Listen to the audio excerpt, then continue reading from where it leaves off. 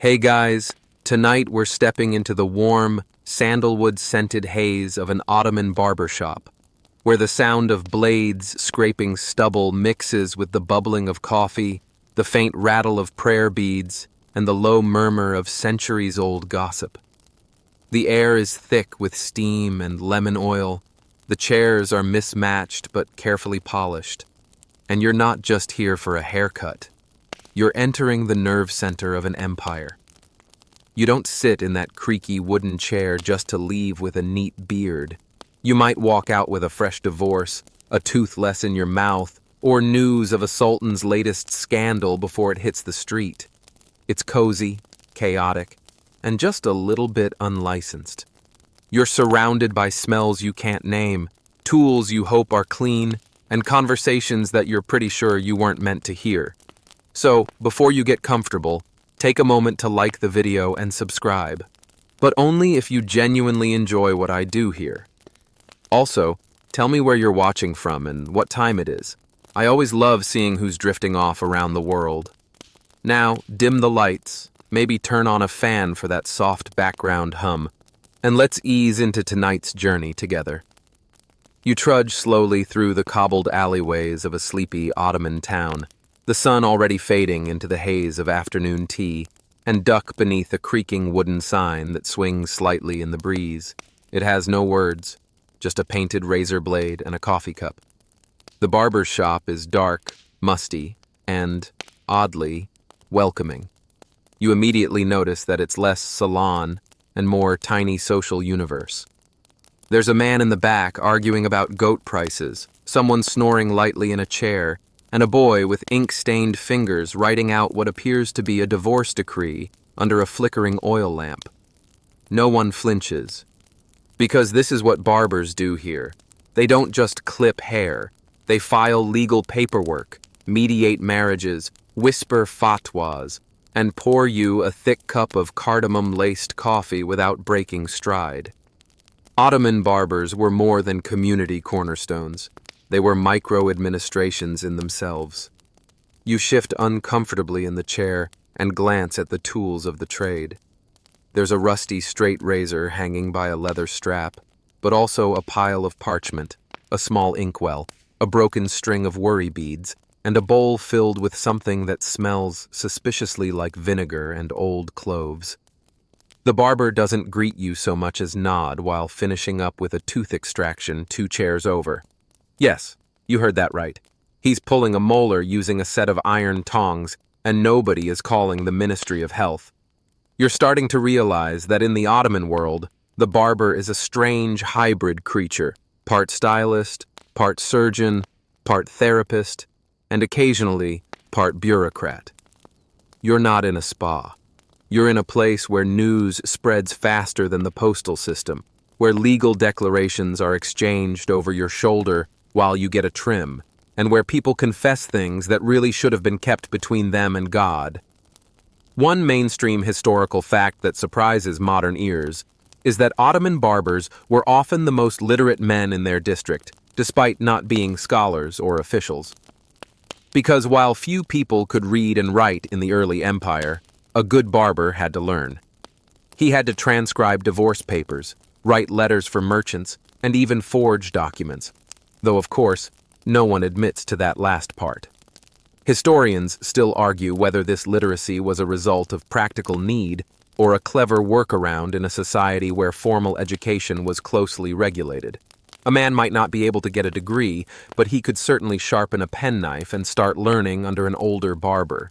And the result was a widespread, informal system of knowledge transmission, passed down not in lecture halls, but over hot towels and lemon cologne. You breathe in again, and the scent is intoxicating. A mix of boiled herbs, perfumed oils, and something smoky from the samovar in the back.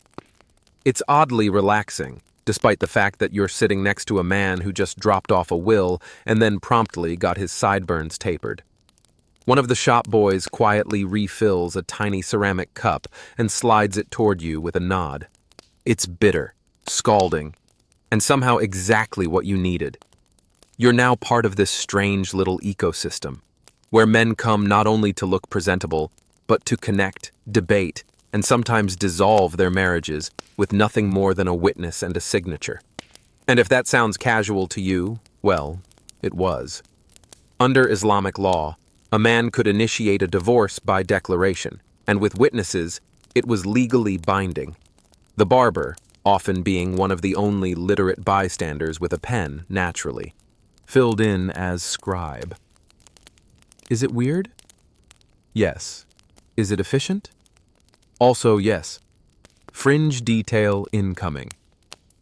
Some barbers were rumored to memorize bits of legal phrasing by heart, not for religious reasons, but simply for speed.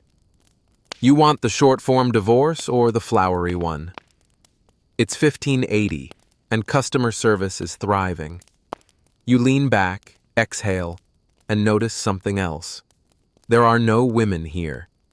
The space is entirely male, but the barbershop's influence reaches far beyond its walls. Marriages arranged, annulments documented, family feuds negotiated, all within earshot of scissors snipping away. This isn't just where you get groomed. It's where the empire's daily drama unfolds, one lather at a time. And tonight, you're right in the middle of it. You settle more deeply into the old wooden chair, the uneven legs wobbling slightly under your weight. And for a moment, you stare into the cracked mirror in front of you, catching a glimpse of yourself in this strange, timeless place. You don't quite look like you anymore. Maybe it's the way the lamplight flickers, or the way the steam from the copper kettle curls through the air and softens everything into a half-dream. The barber hums a tune under his breath. Something old.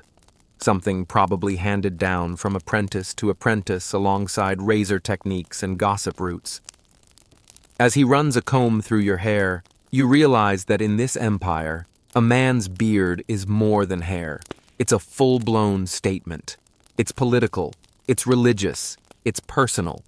In the Ottoman world, your facial hair is practically your resume.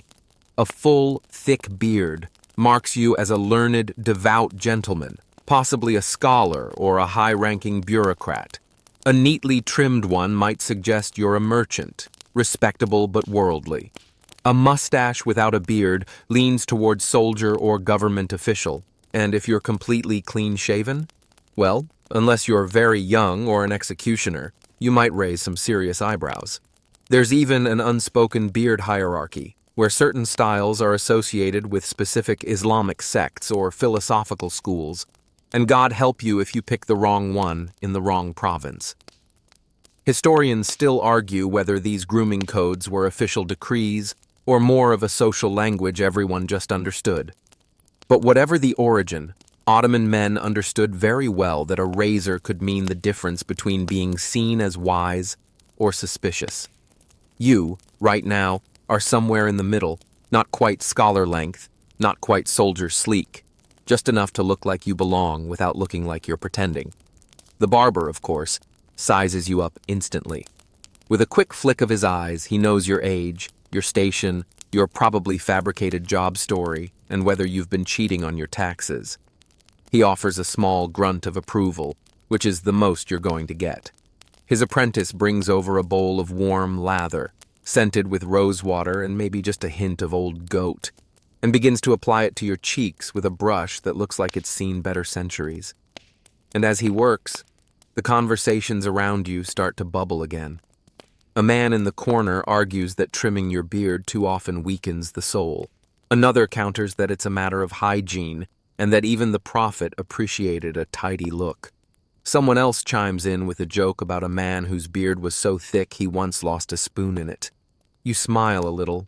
You're not sure if they're serious or just passing time, but here in the barber shop, even theological debate gets tangled in whiskers.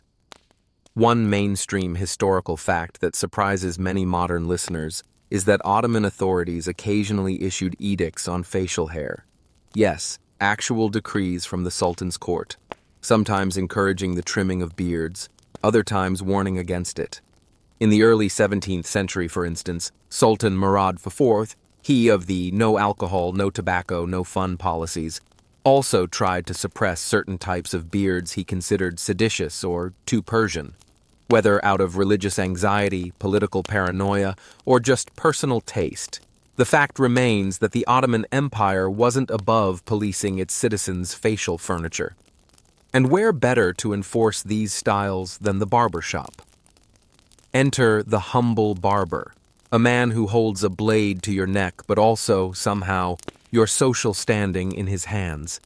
You ask him quietly whether he's ever gotten in trouble for giving the wrong cut.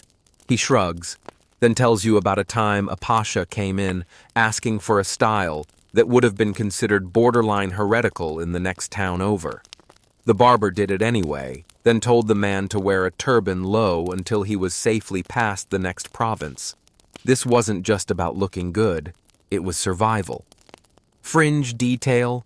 Some barbers were so skilled in shaping religiously or politically acceptable beards that they became unofficial consultants for young men seeking to move up in life.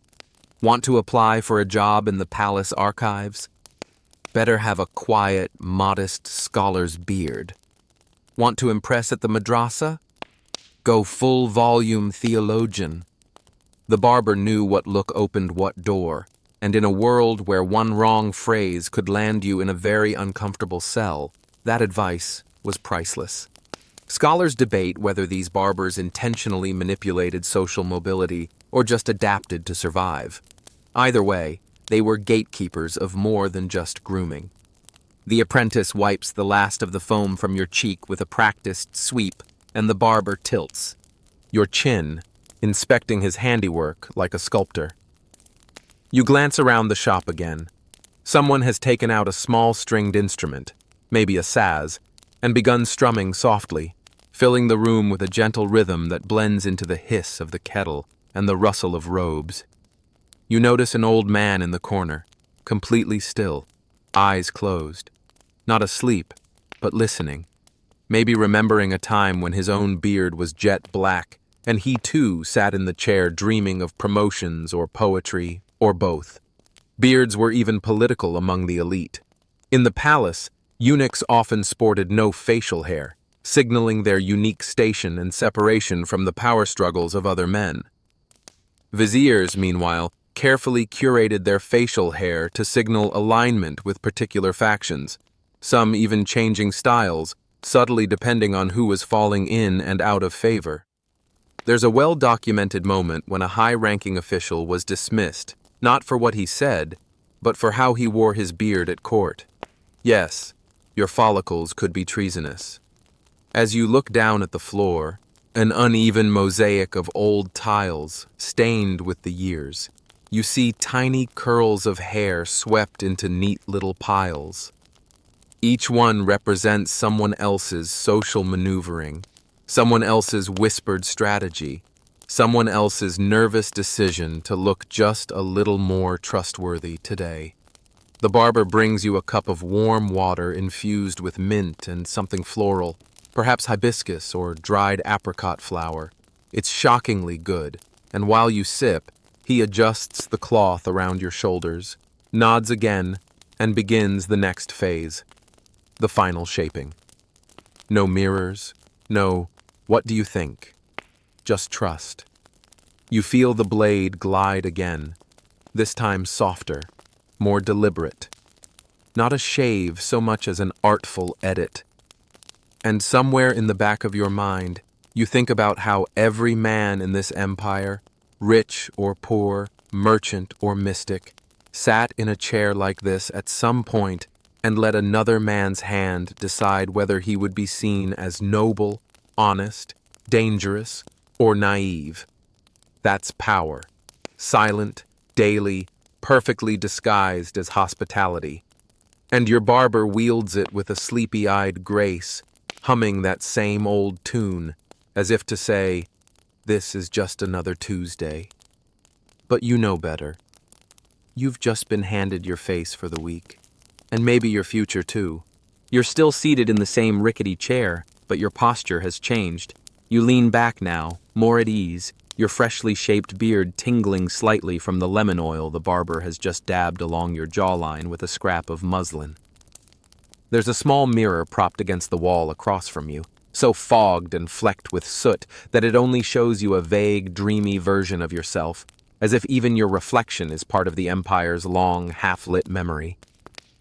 The barber steps away for a moment to argue gently with the apprentice over the preparation of tea, and as your eyes wander, you begin to realize something odd.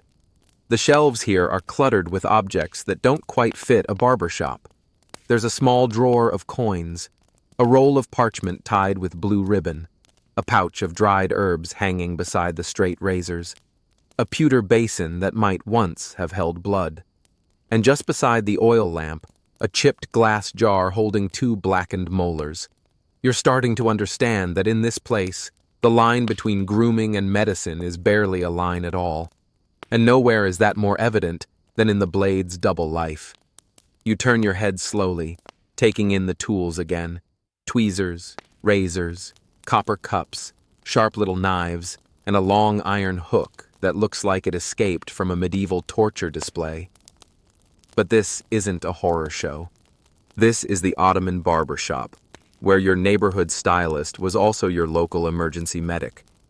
Back in the 16th century, access to doctors was expensive, rare, and often entirely unavailable outside major cities. So barbers filled the gap, not just as makeshift surgeons, but as trained practitioners of minor medicine. They pulled teeth, lanced boils, stitched wounds, performed bloodletting rituals, and applied leeches with the calm confidence of someone who'd been doing it since his first apprentice year. It was less beauty and wellness, and more wellness or else. The guy trimming your sideburns might have also removed a musket ball from your cousin last week. One mainstream historical fact that tends to shock modern readers is that barbers were officially recognized in many Ottoman towns as healthcare providers. Some cities had barbers registered with local guilds specifically for their medical duties, and while they didn't attend medres, Islamic universities like physicians did, they learned through apprenticeships, trade secrets, and sheer repetition. They worked closely with herbalists, and sometimes even collaborated with midwives during childbirth emergencies. Historians still argue whether the Ottoman state considered this a stopgap solution or a legitimate medical tier in its own right. Either way, the community certainly treated the barber as a first responder. If someone collapsed in the market with chest pain, chances are they'd be hauled into the nearest barbershop before any mosque or clinic. The idea of sterile environments hadn't arrived yet, but the barber's chair was sacred ground in its own way. And while that might make your stomach flip today, back then it meant the difference between life and death. As you sit there, the barber returns and offers a small cup of tea, spiced and deep brown, served on a tiny saucer so delicate it looks like a wind might snap it in half. You sip carefully, the heat spreading down your chest like a warm cloth. The apprentice clears a spot on the table beside you and lays out a fresh cloth, onto which he begins to arrange some of the medical instruments. Not for you, thankfully, but for the next client, who's come in limping, clutching a handkerchief soaked in blood. No one panics. No one runs to call anyone. The barber simply nods, gestures to the second chair, and begins to heat a small blade over the flame. You glance away politely. This, after all, is normal. Fringe detail. Some Ottoman barbers kept small handwritten books, personal grimoires really, filled with treatments, herbal recipes, and anatomical sketches they'd copied by hand over the years. These weren't scientific manuscripts.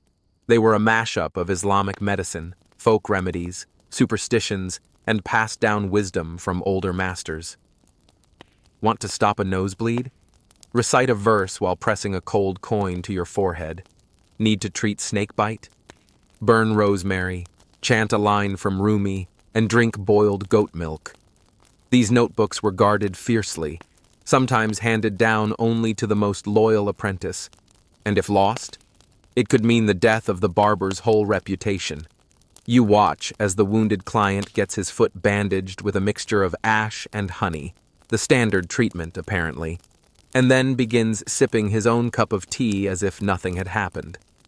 The barber wipes his hands on a towel, tosses it into a bucket, and immediately, returns to you with a smile as if to say, "Now, where were we?" And this, you realize, is the charm. The impossible duality.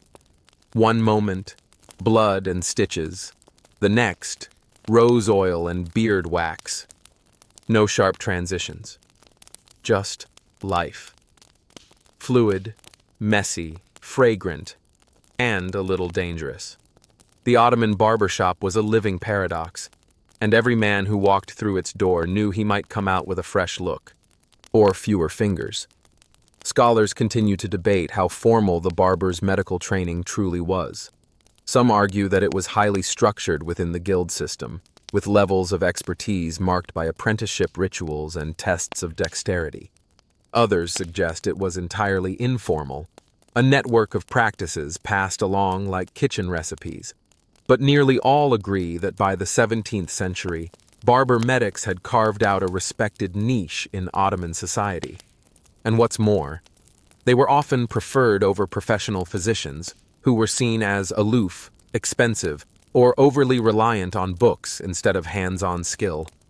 You look at the floor again. A tiny trail of blood winds toward the doorway, now drying into the dust. No one mentions it. A cat tiptoes around it with the expertise of someone who's seen worse. The barbershop returns to its regular rhythm, voices murmuring, tea pouring, scissors snipping. In the back, the barber begins mixing a paste for another customer. It smells vaguely of garlic and sulfur. You don't ask what it's for. There are limits to curiosity, even here. And as your eyes flutter closed for a moment, lulled by the warmth and the soft clicking of beads in someone's hand, you realize that this shop isn't just a grooming space. It's a hospital, a news center, a courthouse, a confession booth, and sometimes, if the singing gets loud enough, a cabaret. You're sitting in the pulse of the neighborhood, where skin is sliced and stories are shared in equal measure, where the razor's edge is both literal and metaphorical. You begin to wonder what else this blade has seen. Has it trimmed the beard of a man on the run from taxes? Has it cleaned a wound from a duel over poetry? Has it carved the first line of a love letter into parchment before heading back to clean someone's earwax? The answer is probably yes to all of it. Because in this empire, the barber's blade doesn't just shape hair, it shapes history, quietly, one cut at a time. The scent of cloves and warmed copper lingers in your nostrils as you ease back into the well-worn chair, its wooden arms smoothed by generations of elbows, and its cushion indented by the weight of countless patrons who sat here before you.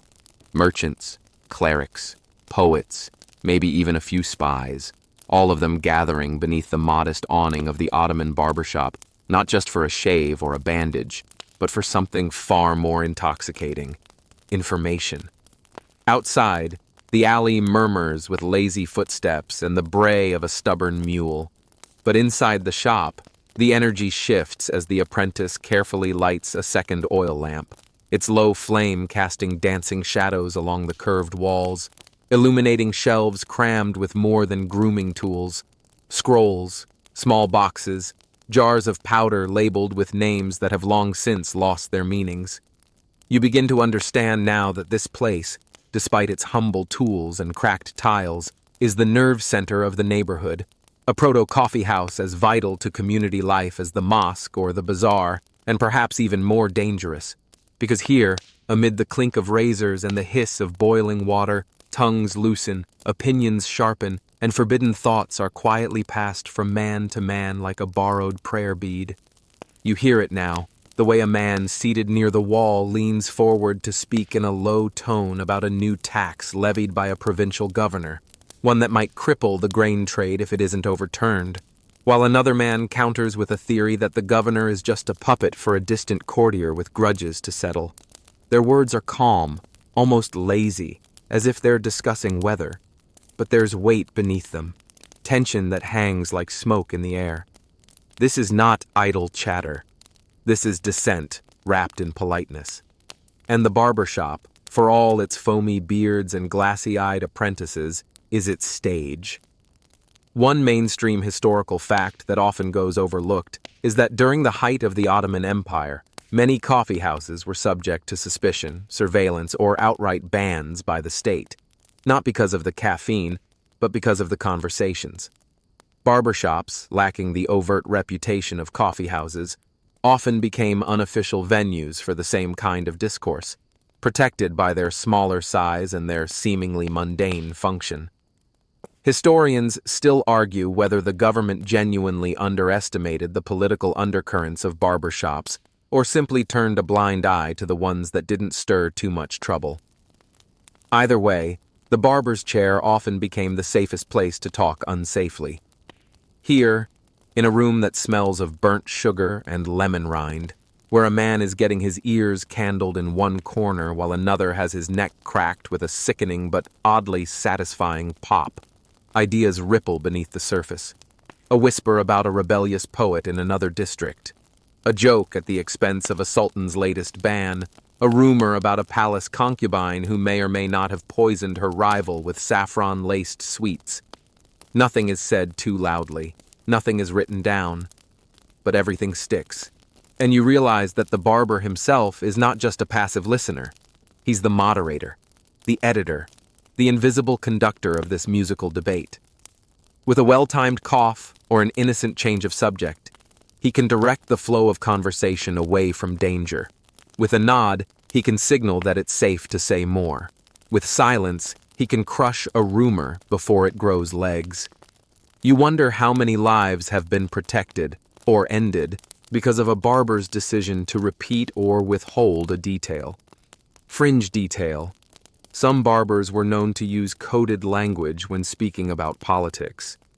Instead of referring directly to the sultan or his viziers, they might use metaphors like the tall tree, the fierce lion, or the old oven, allowing them to speak in plain sight without ever truly being understood by an outsider. If a stranger entered mid-conversation, he'd hear something like, "The tree's shadow grows long, but the orchard is still hungry," and either nod sagely or pretend to care about his mustache instead. This kind of verbal camouflage wasn't just clever, it was necessary. The empire, vast and diverse as it was, didn't always take kindly to free speech, and even the smell of sedition could land a man in chains.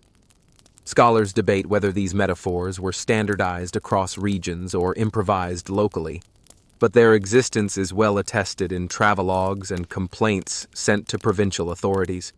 And yet, despite the risk, barbershops remained stubbornly open spaces for debate. Perhaps it was the intimacy, too small for spies, too humble for elite attention. Or maybe it was the way the act of grooming softened men's defenses, made them more prone to honesty. After all, it's hard to maintain a lie with your head tilted back and a blade at your throat. You shift slightly in your chair, not out of discomfort, but in response to the subtle crackle of tension as one of the older patrons begins to criticize the price of bread, indirectly, of course, by lamenting the condition of his neighbor's failing bakery. The others listen with careful eyes, their silence thick with agreement. You sip more of your tea, now cooled to the perfect temperature, and pretend to be interested in your fingernails. But inside, you're marveling at the precision with which these men navigate the rules of public speech. It's a dance, a dangerous, beautiful, necessary dance. And the barber? He's the music. It's easy to forget now, centuries later, when barbershops have become sterile, fluorescent places playing top 40 radio and selling overpriced hair gel, just how vital these spaces once were. In the Ottoman world, they were miniature parliaments, information hubs, and sometimes revolutionary breeding grounds. The most radical thoughts didn't come from pamphlets or protests.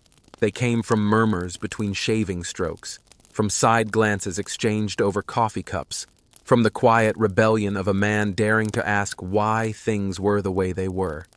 And you, in your borrowed seat and your lather-slicked cheeks, are now part of that long tradition. The conversation in the room shifts again, now toward a wedding that ended in disaster, though no one agrees on whether it was the bride's uncle or the groom's cousin who started the fight. Laughter erupts, high-pitched and relieved, like steam escaping a pot that almost boiled over. The tension breaks. For now. But you know it'll return. It always does. That's the beauty and the burden of these places. They hold secrets like a sponge holds water, quietly, without comment, but never without consequence. You glance at the barber, who catches your eye and winks. A subtle gesture that says, "Yes, you see it now, don't you?" And you do. More than a place of grooming, this is a place of growing, of thinking, of careful rebellion dressed as idle chat. You lean back, close your eyes for a moment, and let the sounds wash over you. The scraping of a blade, the clink of porcelain, the low murmur of dangerous thoughts, made safe by steam and steel.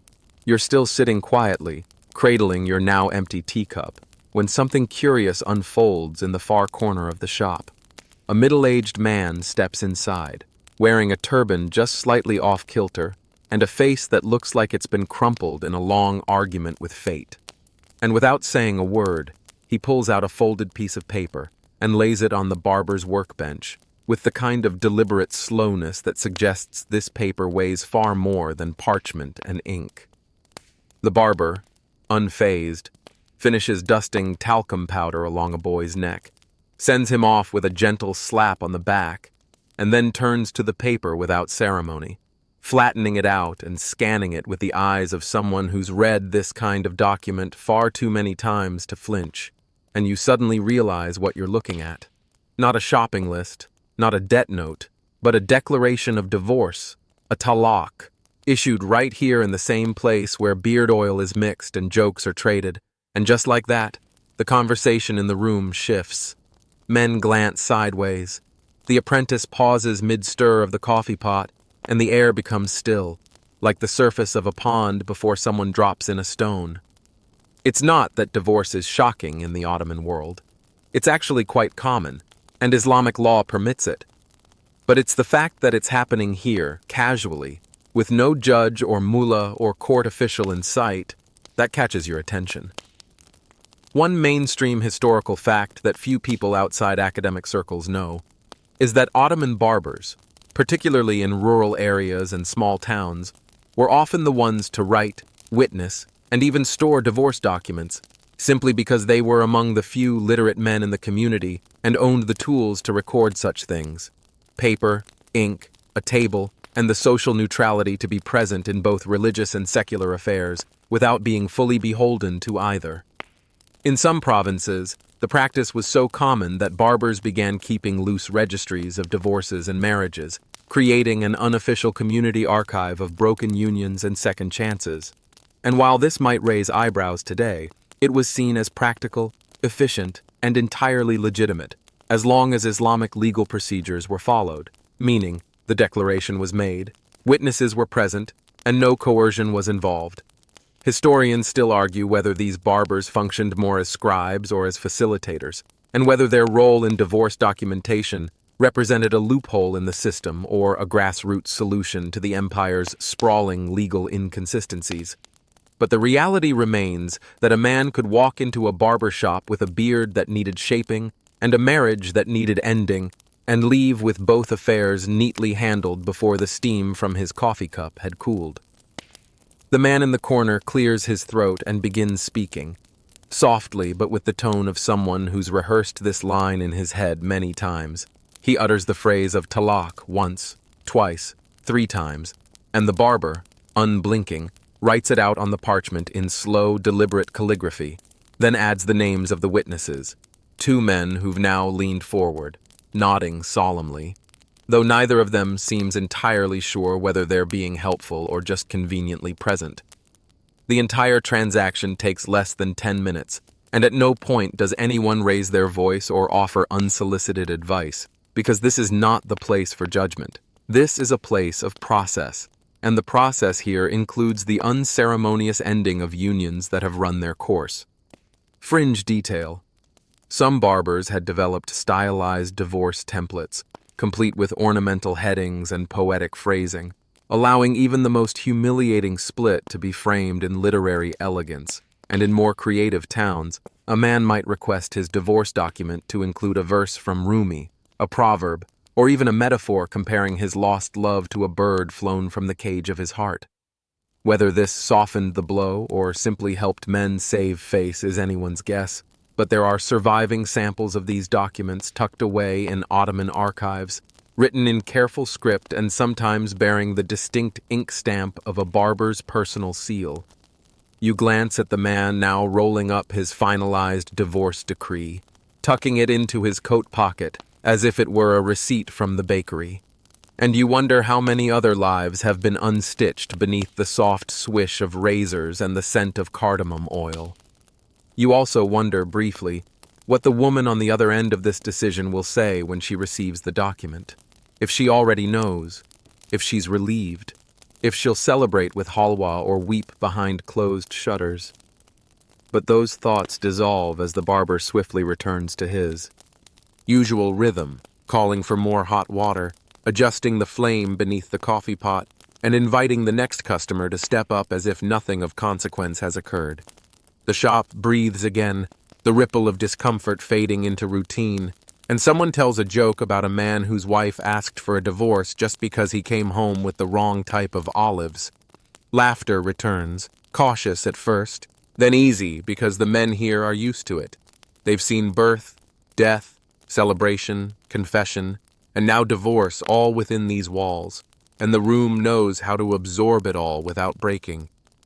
You sip the last of your tea and feel the residue of centuries swirling on your tongue, the taste of an empire where the personal and the political are separated by nothing more than the width of a razor's blade.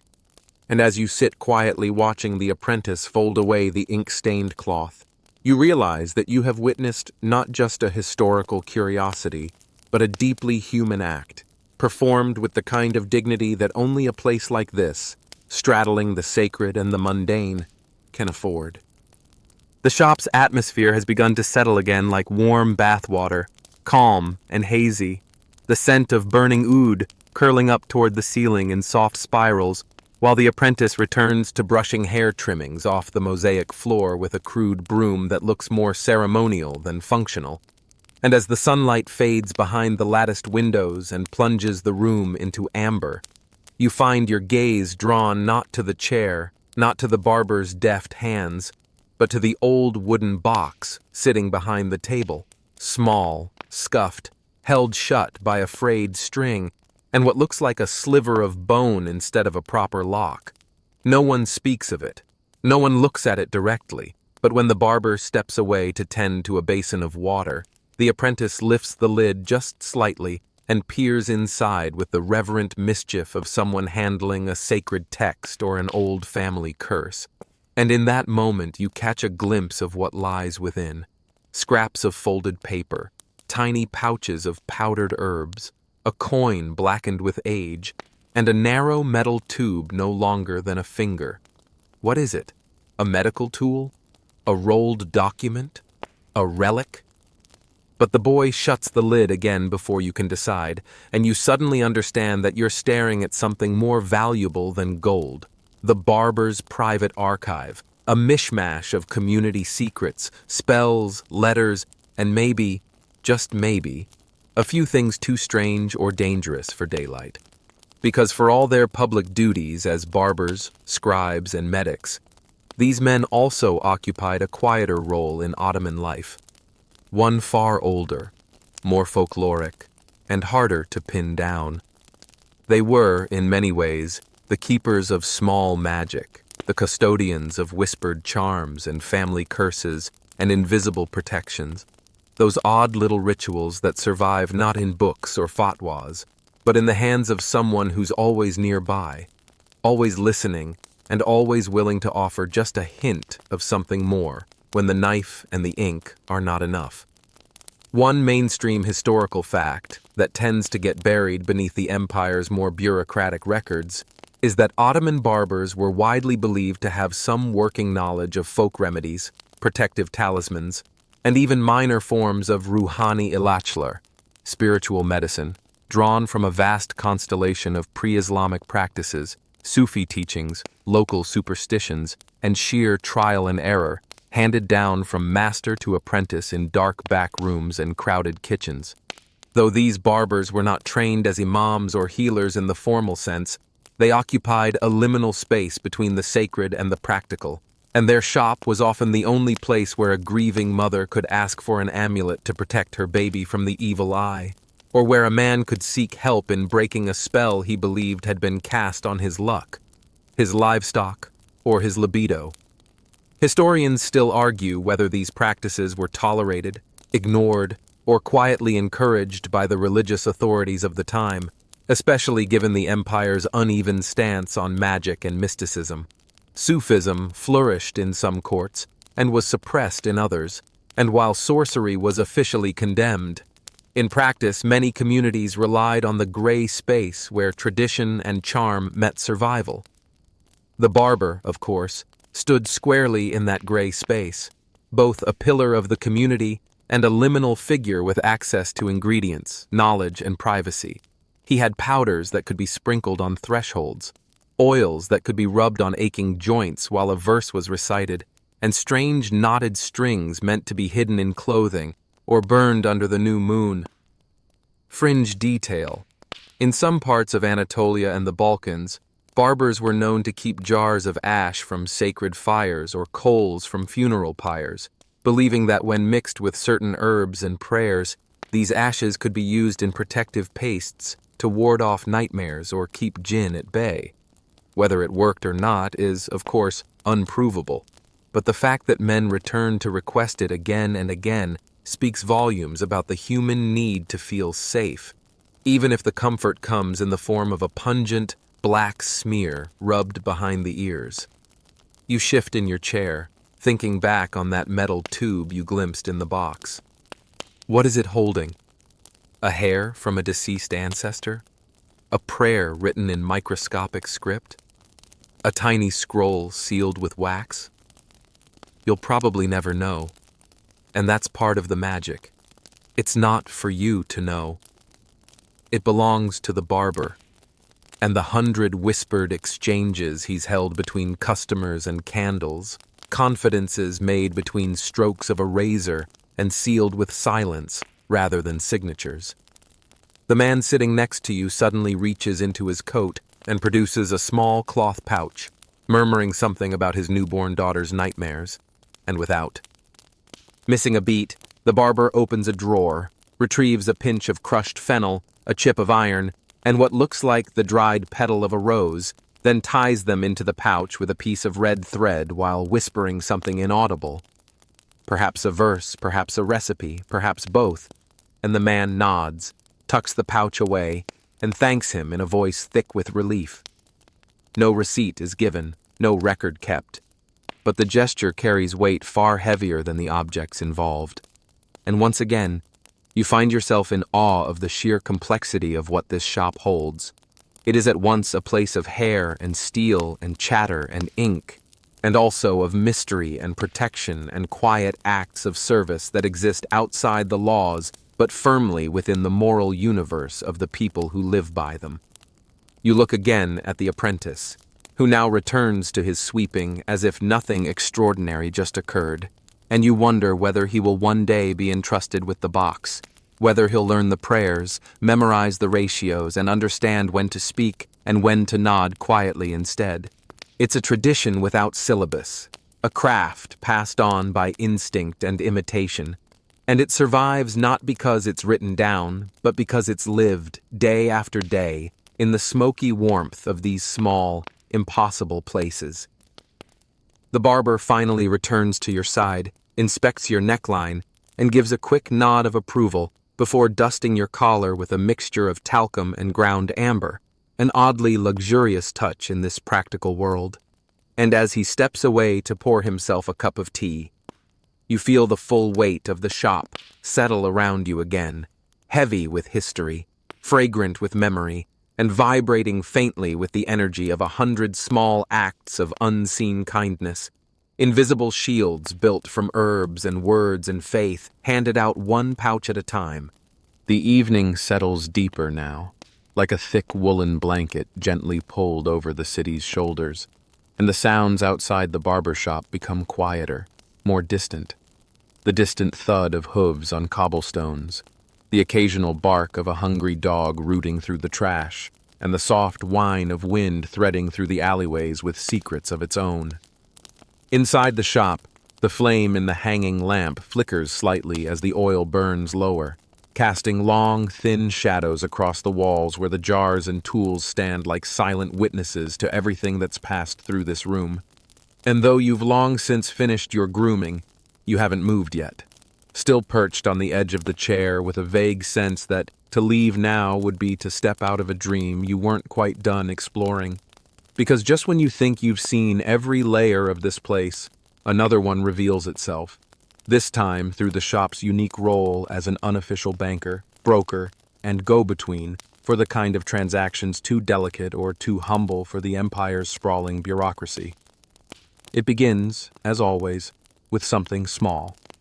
A boy enters, barely 10, with dust-covered knees and a nervous look in his eye, carrying a small cloth pouch in one hand and a crumpled letter in the other, and without a word, he hands both to the barber, who opens the pouch, counts a few coins, one of them chipped, and tucks them away into a wooden drawer marked not with a label, but with a carved tulip. He reads the note silently, then nods and slips it into his breast pocket before handing the boy a different pouch, heavier, based on the way the boy struggles to close his fist around it, and a quiet word of instruction. For your uncle, in Uskudar. Don't stop to eat along the way. The boy nods and vanishes into the gathering dusk. And just like that, you realize you've just witnessed a money transfer, a discreet delivery, a transaction between family members carried out not through banks or state couriers, but through the barber's well-worn hands, trusted across generations, not just to hold blades steady, but to carry debts, settle loans, and ferry whispered arrangements from one pair of anxious hands to another.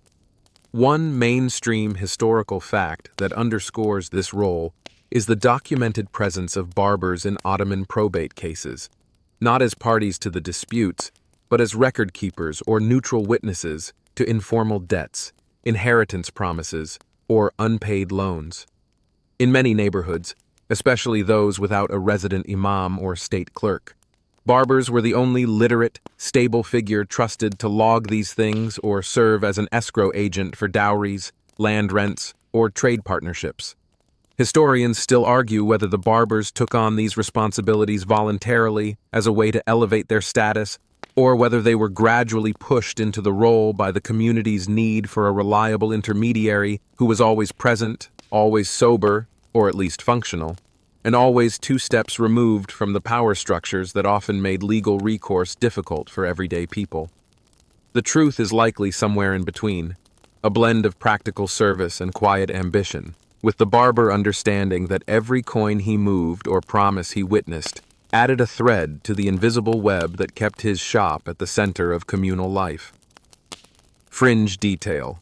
In some parts of the empire, particularly in mixed-faith neighborhoods of Istanbul or the trading ports along the Aegean, barbers even developed their own shorthand symbols or personal seals to mark transactions, stamping wax tablets with tiny brass stamps bearing tulips, crescents, or stylized razors, creating a private financial language that existed entirely within the ecosystem of trust that the barber embodied. It wasn't a legal contract, but it was close enough, and in a world where formal courts were slow and corruptible, the word of a respected barber often carried more immediate weight than a stamped decree from a distant official. You watch now as an older man, maybe a grocer, judging by the smell of olives and soap clinging to his cloak, leans across the counter and murmurs a number to the barber, who replies with a slightly raised eyebrow and a counter-offer, scribbled on the back of a paper that once held notes about someone's sore tooth. No gold is exchanged, no document signed, but the 2 men nod, and the deal is done. A temporary loan?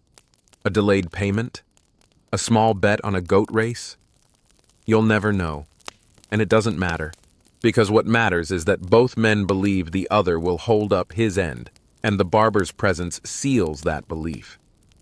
These financial dealings aren't dramatic. They're not written in books or sung about in street performances. but they are the lifeblood of a society that moves not on the back of imperial decrees, but through quiet networks of trust, favors, and unspoken rules. And nowhere are those rules managed more delicately than here, under the low beam of this shop, where the hum of whispered deals flows right alongside the snipping of scissors and the scrape of the whetstone. As the apprentice begins to grind the heel of a knife against a flat piece of stone in long, rhythmic strokes, the sound mingles with the quiet murmur of two men debating whether next month's olive shipment will be delayed by war or rain, both equally unpredictable. And somewhere in the corner, a woman's name is mentioned in passing, hushed quickly, followed by a look that could mean trouble or nothing at all. You sip a new cup of tea, served slightly too sweet, and you realize that every object in this room has a double life. The chair is also a confession booth, the mirror a witness, the drawer a treasury, and the towel, still damp and warm from the latest customer, a kind of ceremonial cloth that has touched faces both exalted and broken. You think again of the barber's personal drawer, marked with a tulip, and wonder what else is stored inside besides coins, rings, letters, keys, or maybe just more pouches, waiting to be filled and delivered to someone waiting quietly at a door across the river. It occurs to you, not for the first time, that the Ottoman Empire didn't run on its palaces or armies alone. It ran on the backs of men like this, anonymous middlemen who stitched the day-to-day world together with blade, ink, and discretion. As the shop begins to wind down for the night, the lamps are trimmed, the towels hung to dry on a long cord near the stove, and the final customer, a scholar with inky fingers and the distracted air of someone who lives mostly in his own head, thanks the barber for the trim and tucks a small sealed envelope into the barber's hand without a word. It is accepted without surprise, added to the same drawer with the tulip mark, and just like that, the transaction is complete. Another favor stored, another thread added to the web. You sit in the quiet that follows, surrounded by the smells of smoke, mint, wax, and manhood in all its varied, dignified weariness, and you realize that you've not just entered a shop. You've entered the center of a neighborhood's nervous system, where the body of society feels, flinches, heals, and carries on. And at the center of it all stands the barber, sleeves rolled, eyes tired but clear, master of razors and rumors alike. The door creaks open again, this time letting in a gust of cooler night air and the faintest scent of roasted chestnuts drifting from a nearby vendor's brazier. And the next man to step through the threshold is not looking for a shave or a charm or to collect a message hidden in a pouch. He's here for something altogether different, something more philosophical than practical, though he probably wouldn't call it that. He's tall, thin, wrapped in a coat too heavy for this mild evening, and his beard is patchy in a way that suggests he's more familiar with ink than with a plow or a merchant's scale. He greets the barber with a murmured salam and then sits near the wall. Not in the chair, but beside the tea-stained crate that's often used as a resting spot for tired feet and visiting cats.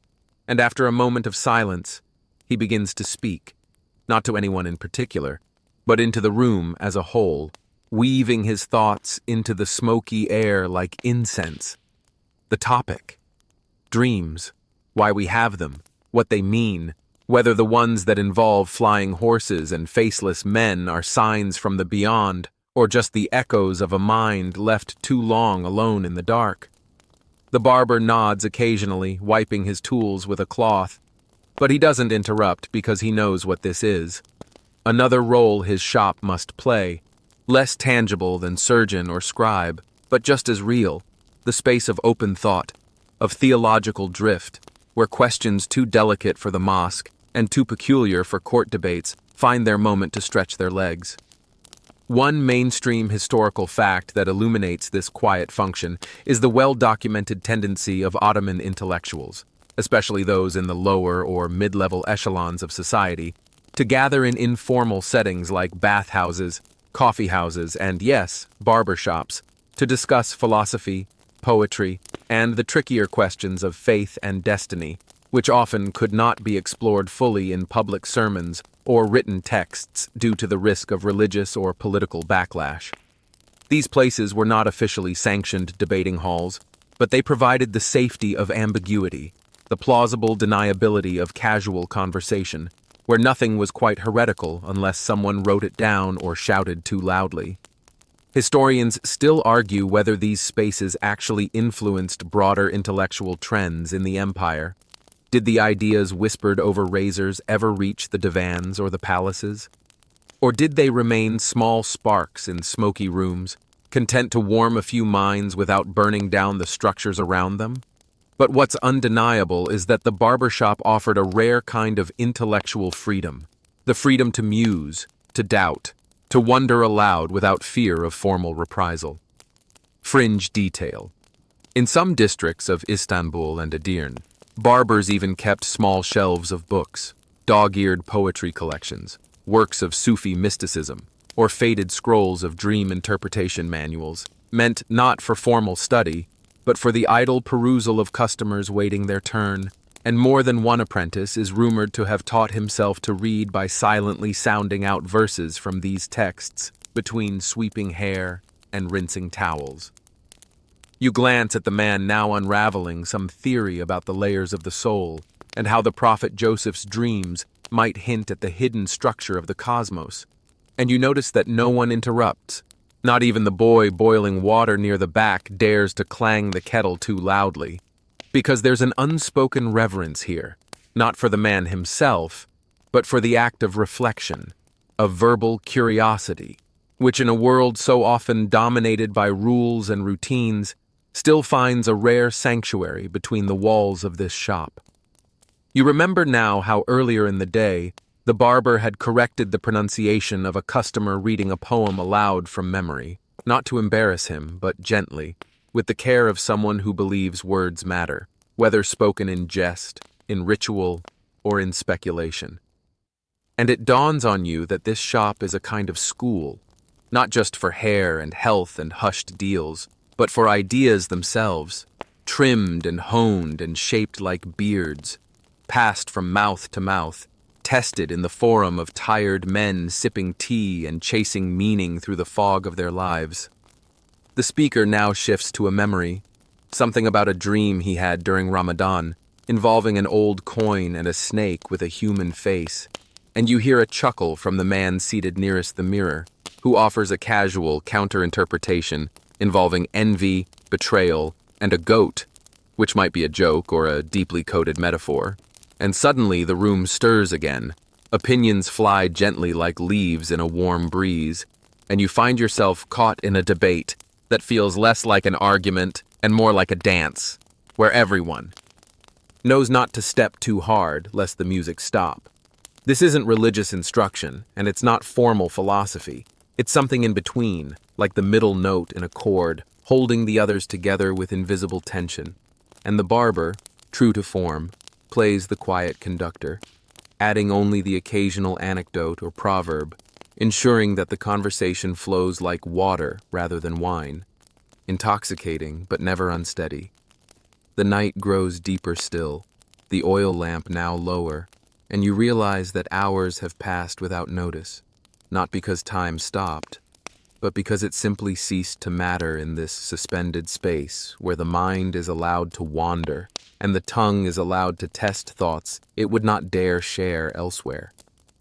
You sip what remains of your tea, now cold but still fragrant, and you feel a strange kind of clarity settle into your bones, the kind that comes not from having answers, but from knowing you're allowed to ask the questions in the first place, and that, perhaps more than any razor or remedy, is the barber's true gift to his community.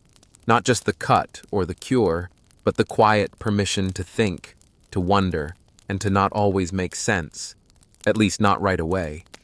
The man with the dreams rises now, thanks the barber with a nod, and walks out into the night, leaving behind only the echo of his words and the warmth they've stirred in the room. No one rushes to fill the silence, because the silence is part of it too. a resting space for ideas to settle like dust in a sunbeam, unjudged, unclaimed, and wholly yours. It's well past midnight now, but the shop hasn't quite surrendered to sleep. Its energy has simply shifted, mellowed, like a lute played a half note lower, and everything moves slower, softer, as if wrapped in wool. The apprentices have stopped their bustling and now sit near the stove, quietly playing a game with stones and sticks, whispering their moves as though even their fun must be respectful of the sacred stillness that wraps around late-night hours in a place like this.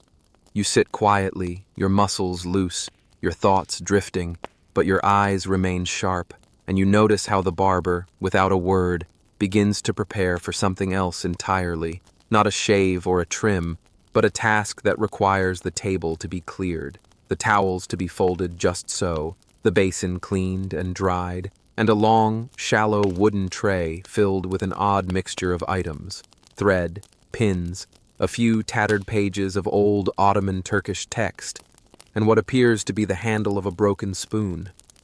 A man enters shortly after, his face hidden beneath the hood of a heavy cloak despite the warm air, and he does not speak or greet anyone. He simply sits, head bowed, until the barber nods once, and the door is quietly locked behind them, sealing the room against the outside world, not with fear, but with intention. You now begin to understand that the barber is stepping into yet another role, one that lies even further outside the official functions anyone would admit to during daylight hours. Tonight, he is a mediator of spirits, a handler of ancestral burdens, a quiet practitioner of what you might call soul untying. Or at least, that's what the old women in the quarter whisper when someone has had too many sleepless nights, or sees shapes in doorways, or mutters in their sleep.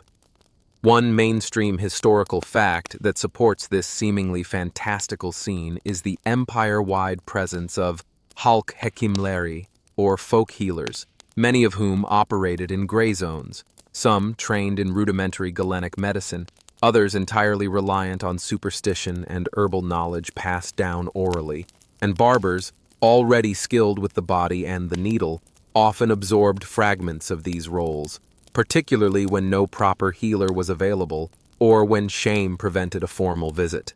Historians still argue whether these folk interventions actually helped or merely provided psychological relief to the afflicted.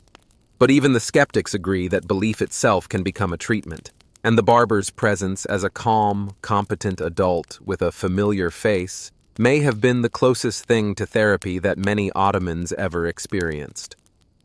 Fringe detail. In some regions, particularly among Balkan Muslim communities under Ottoman rule, barbers were known to conduct ru çözme sessions, literally soul untangling, a hybrid of Sufi prayer, symbolic object manipulation, and whispered storytelling meant to draw out and soothe whatever internal chaos a person was carrying. It wasn't quite exorcism, not quite dream interpretation, but something gentler, less confrontational, focused on restoring balance rather than casting anything out. And though it was never formalized or acknowledged in legal texts, it existed as an open secret, practiced quietly, spoken of in metaphors, and remembered by those who felt lighter afterward. You watch now as the man in the cloak begins to describe something in halting, awkward phrases, images that come in flashes. A dead brother's voice, a smell of burning leather, a staircase that shifts in the dark, and the barber does not interrupt or question, only listens, occasionally nodding, and every few minutes he ties a knot in the thread or sets down a stone or turns one of the tattered pages as if consulting some unseen guide. The logic of it escapes you, and perhaps that's the point. This isn't medicine in the modern sense, and it isn't religion either, but a third space, one that refuses to be categorized, where someone can confess things too strange or soft for legal words and have them heard, absorbed, responded to, without fear of mockery or punishment. The ritual unfolds slowly over the next hour, with no clear climax or conclusion, and when it ends, the man leaves without speaking again, face unreadable, and the barber unties the thread, sprinkles salt into the stove, and mutters a verse you don't quite catch before unlocking the door and letting the room breathe again. And you realize that in this moment, you've witnessed something more intimate than any shave or family secret, an emotional surgery performed without tools or anesthesia, the extraction of a fear too heavy to carry alone. You sip what's left of your tea, now bitter with age, and feel a hush settle deeper than silence, a kind of reverence that doesn't need explanation to be real. The barber returns to his tools, cleans them as if nothing happened, and you find yourself wondering how many roles one man can carry in a single lifetime without breaking. Healer, listener, messenger, gossip, confessor, magician, judge, and, perhaps most curiously of all, he does it not in a grand mosque or lofty hall, but in a room with cracked tiles, a warped mirror, and a chair that wobbles slightly to the left. It's no wonder that the people in the quarter treat him with a peculiar kind of respect, not the stiff-necked respect of fear or status, but the tender, everyday reverence one might show a neighbor who once stitched up their son's hand, who delivered a message at just the right moment, who helped them sleep again when they thought they never would. Outside, the call of a distant rooster suggests that dawn is not far off, and you hear the clatter of milk jugs from the alleyway, signaling the slow reawakening of the world beyond these walls. Inside, though, time remains suspended, preserved in amber, and you sit still, not because you are trapped, but because you are anchored, rooted in the quiet gravity of a place that refuses to rush through anything, even pain. You stretch your fingers, your body warm and loose, and you wonder, not for the first time, how many secrets are held in the corners of this room, how many unspoken truths are folded into its towels and scrubbed from its basins each morning, never quite forgotten, never quite erased. And the barber, as always, carries them all, not as burdens, but as part of the sacred texture of the life he's chosen, or perhaps the life that chose him.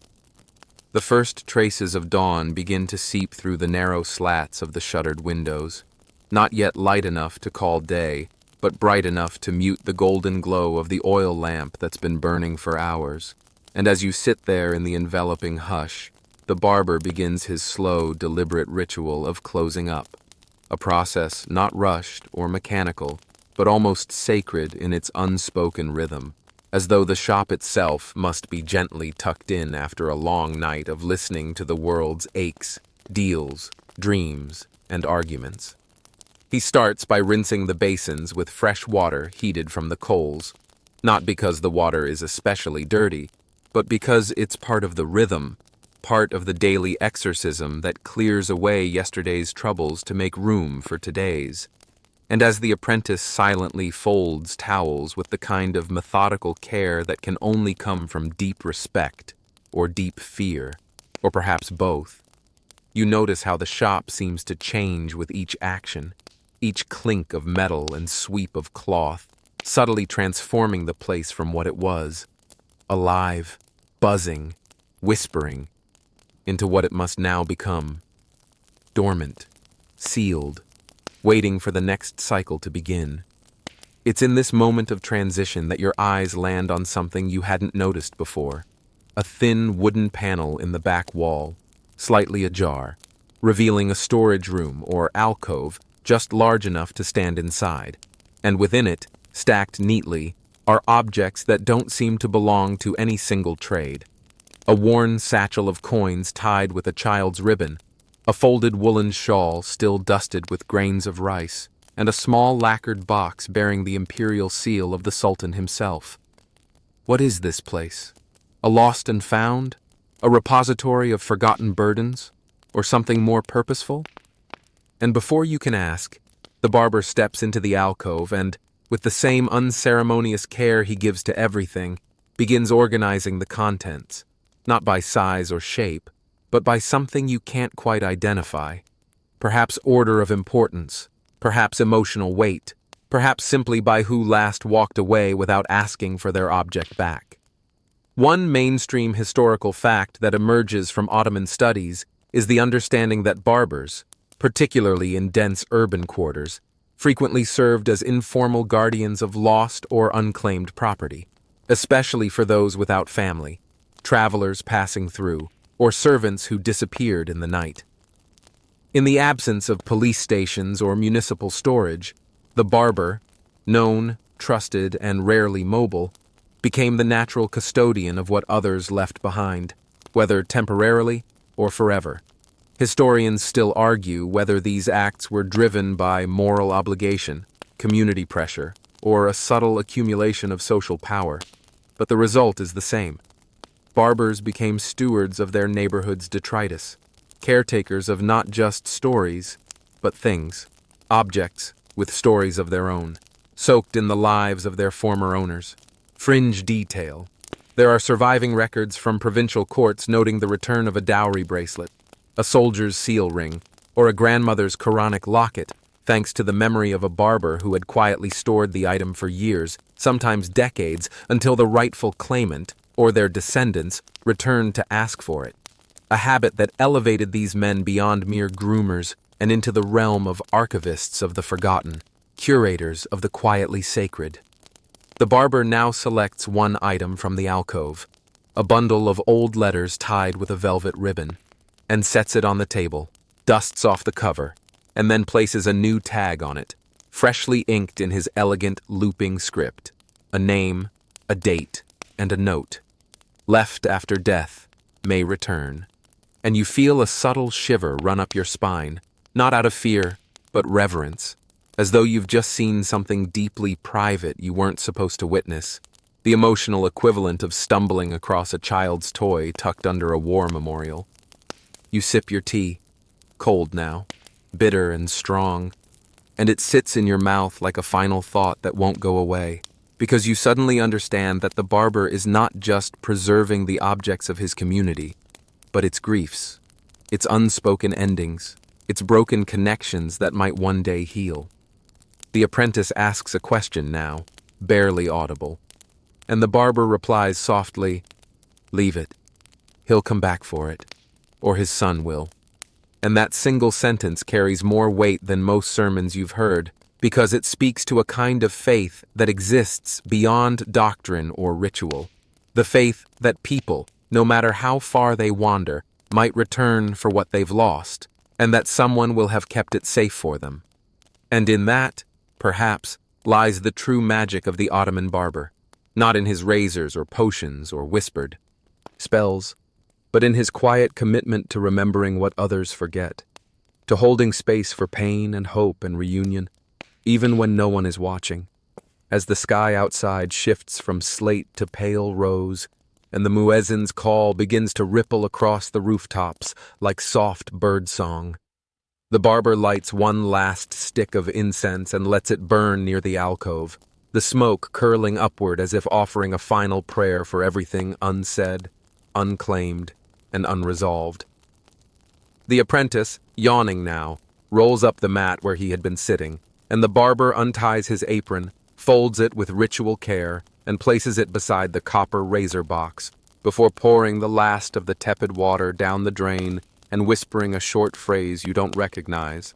It could be a prayer, or a thank you, or simply a goodbye to the night.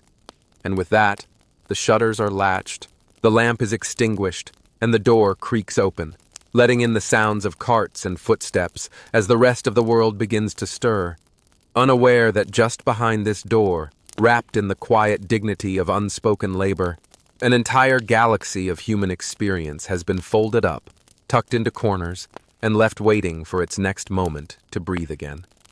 You rise from your seat, unsure whether to thank the barber or simply nod, and he answers your hesitation with a look that says everything, that he sees you, that you are now part of the shop's long memory, that whatever you brought in, whether a story, a wound, or just a desire to understand, has been received and stored somewhere safe. And as you step out into the cool morning air, blinking against the soft bloom of sunlight on stone, you carry with you not just the feel of a clean shave or the scent of rose water on your skin, but the heavy, beautiful knowledge that there are still places in the world where nothing is too small to be remembered, where someone will always keep the light on just a little longer in case you come back looking for what you lost.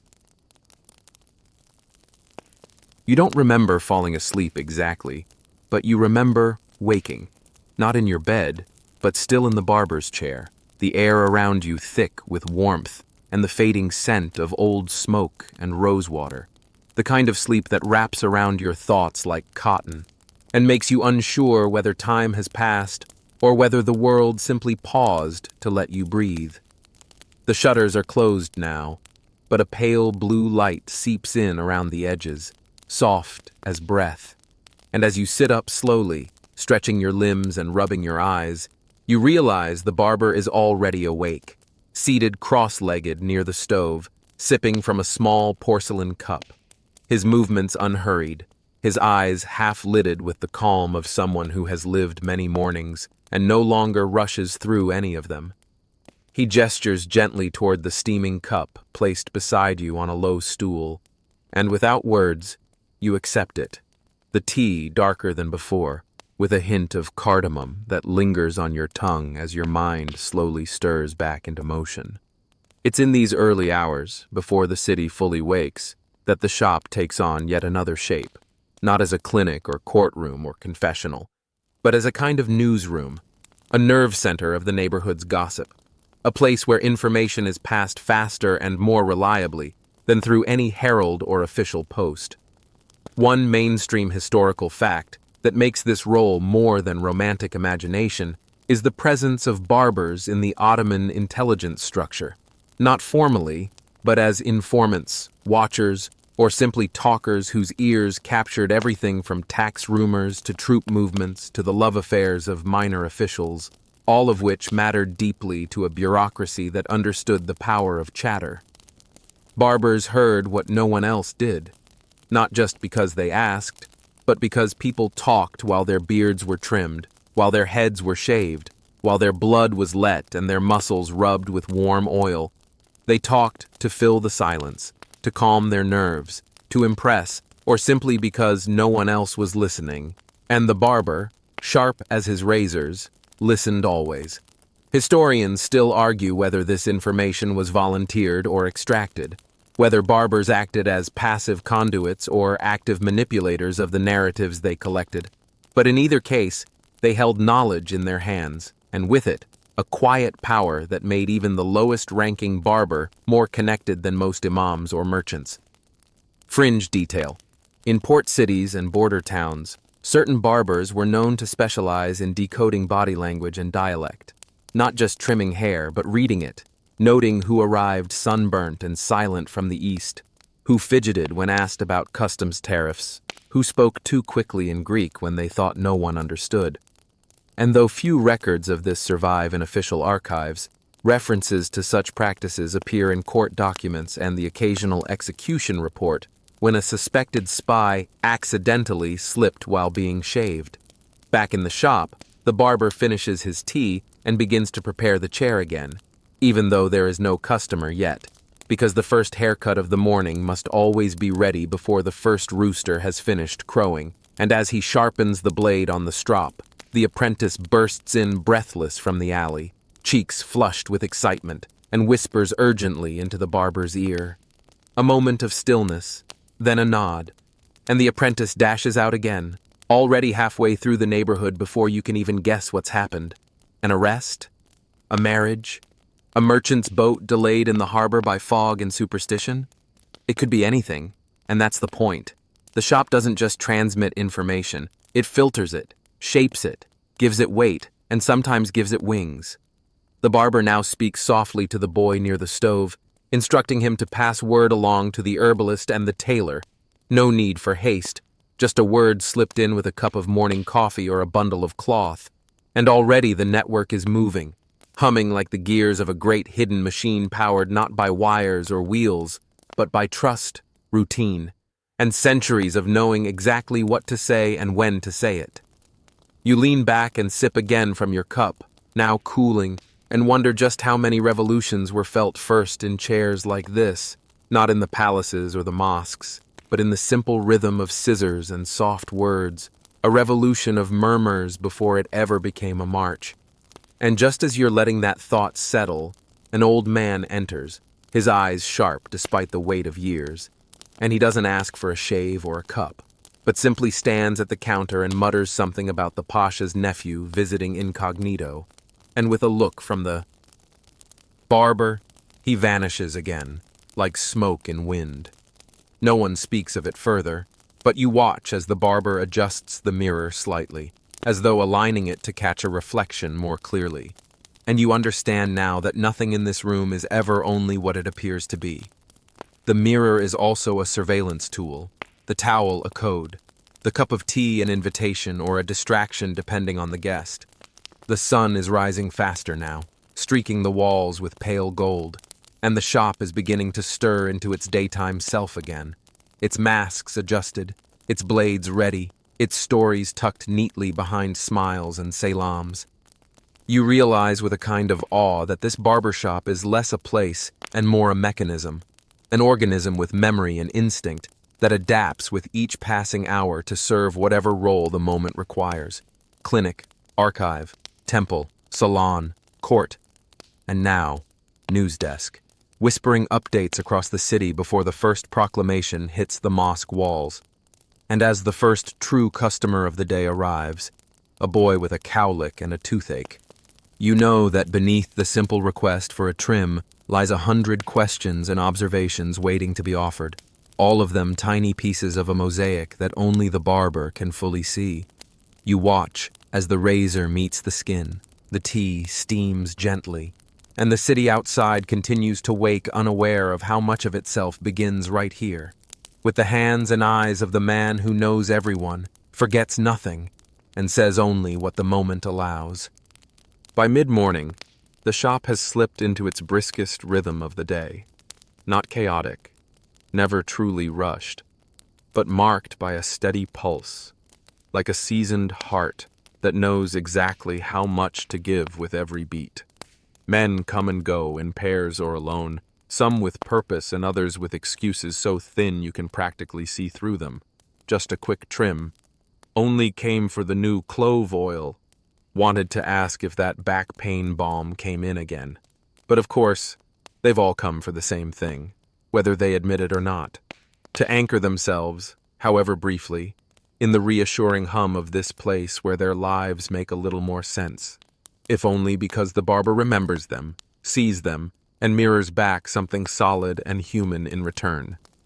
You watch all of it unfold from your corner, the same seat as before, and though the tea has gone lukewarm and your legs have begun to stiffen, you can't bring yourself to leave, not yet, because something in the cadence of the day is too satisfying, too curious, too dense with moments worth catching. The young merchant is back, the one whose mustache always looks like it's halfway through changing its mind, and today he brings news of a guild dispute. Over bread weights, can you believe it? While the carpenter mutters something about a broken oath, and the barber says nothing but glances briefly at the wall where a tally has been scratched in charcoal, a subtle record of favors owed and stories shared that no outsider would notice unless they knew where to look. This, too, is the life of the Ottoman barber. Not just snipping and soothing and smoothing, but tracking, managing, navigating the subtle undercurrents of his community, not for control but for balance. Because if anyone here knows that the human spirit requires gentle tending to avoid boiling over, it's him. One mainstream historical fact that reinforces this image is the role of the barber in mediating minor disputes, especially those too small or too petty for formal courts, like dowry disagreements, shop boundary lines, or public insult negotiations. In many Ottoman towns and neighborhoods, a respected barber served as an informal arbiter, trusted to de-escalate tension before it turned into something uglier, simply because he was seen as neutral, wise, and familiar with the reputations of those involved. Historians still argue whether these interventions ever swayed legal outcomes or if they were more symbolic, a kind of therapeutic venting that gave all parties the dignity of being heard. But what's clear is that these barbershops often functioned as pressure valves for the neighborhood, diffusing conflict with a well-timed joke, a proverb, or a strategically offered cup of tea. Fringe detail. In parts of Anatolia, barbers were even known to keep little wooden figurines representing their regulars, not for mockery, but for visual memory aid, a kind of emotional bookkeeping, where they could move pieces around a shelf to remind themselves who was in conflict, who needed space, who had gone silent longer than usual. And while this might sound strange to modern ears, it worked because it allowed the barber to read the room with uncanny precision, predicting when two men should not be seated beside each other, or when an apprentice should be sent out to deliver a calming message before someone's anger spilled into something public. And so, you sit, sipping slowly, as the shop performs this invisible diplomacy all around you. The apprentice fetching new towels and accidentally dropping one beside the man whose mouth has been running too loudly about a neighbor's wife, the barber gently nudging a conversation away from politics with a laugh and a reminder that even the Sultan has to eat soup when he's sick, and the old widow who walks in crying not because she's hurt, but because her cat died, and she didn't know where else to go, and no one questions why she's here. They just make room on the bench and pour her a little tea with honey. There is something breathtaking about the gentleness of it all, not because it's soft, but because it's purposeful. Every gesture deliberate, every silence held just long enough to give weight to a man's pride or a woman's grief. You look at the barber now as he wraps a towel around the shoulders of an elderly imam, and they say nothing to each other, but you can feel the conversation hanging between them, heavy with shared understanding. This man buried his brother last week, and the barber knows, and this cut is not a cut. It's a blessing, a cleansing, a quiet reminder that life continues whether we're ready or not. And somewhere between the snip of the scissors and the scent of lavender water, you realize that what you're witnessing is not just care, but something closer to liturgy. Secular prayer enacted through small acts of grooming and presence and listening that affirm each person's place in the world, however shaken that place might feel. The apprentice returns now with a bundle of herbs, and you notice the barber tuck a few sprigs of mint behind his ear, not for style, but to combat the scent of the ointments he'll be using later.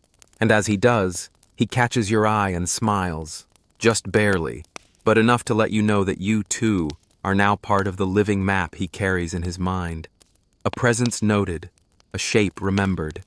And you wonder, briefly, how many people have walked out of this shop with their lives stitched back together in ways they didn't even notice. How many arguments averted, heartbreaks soothed, tempers cooled not by confrontation, but by the simple alchemy of warm water, sharp steel, and a voice that knows when to speak and when to let silence do the work. As the sun rises higher, and the city's noise begins to press against the shop's wooden walls like an impatient guest, the barber leans back, wipes his hands, and announces that he will take no more customers until after the noon prayer. Not because he's tired, though he is, or because business is slow, though it might be, but because he knows that even a room like this, blessed as it is, must breathe between beats, or else the rhythm will shatter. And so the door is latched, the shutters drawn, and the shop folds itself back into quiet, ready once again to become something else when the time is right. The hush that falls over the shop during the noon hours isn't quite sleep, but it carries the same slow-winding rhythm as a nap taken in late summer, the kind of pause that doesn't end with a jolt or an alarm, but simply ebbs away when the time is right. The shutters have been drawn closed, casting the interior in a gentle, filtered twilight, where even the dust motes seem to float more deliberately. And in this cocoon of near silence, the barber sits by the window with a thread in his hands and something that looks like an old seal, perhaps once used to stamp wax, now chipped at the edges but still held as if it were precious. The apprentice is curled near the stove, head resting against the empty basin, breathing deeply but not snoring, his small frame curled like a question mark, while outside, the muezzin's call has already faded, replaced by the sleepy rustle of pigeons and the occasional clatter of wheels on cobblestones. You are still here, of course, sitting in your usual spot, unwilling to break the spell of this place by stepping back into the brightness beyond the door. And as your eyes adjust further to the dimness, you start to notice things you hadn't before. The shallow indentations in the chair legs from decades of being slid back and forth. The thin crack along the wall that someone has tried to cover with a strip of faded embroidery.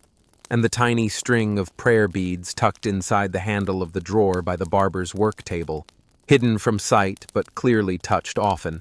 The beads polished smooth by use, not display. It's in this moment, as your mind floats between detail and memory, that the barber begins to speak, not to you directly, but into the room, his voice low and steady, like someone rehearsing a story he's told many times but still finds new each time it leaves his mouth.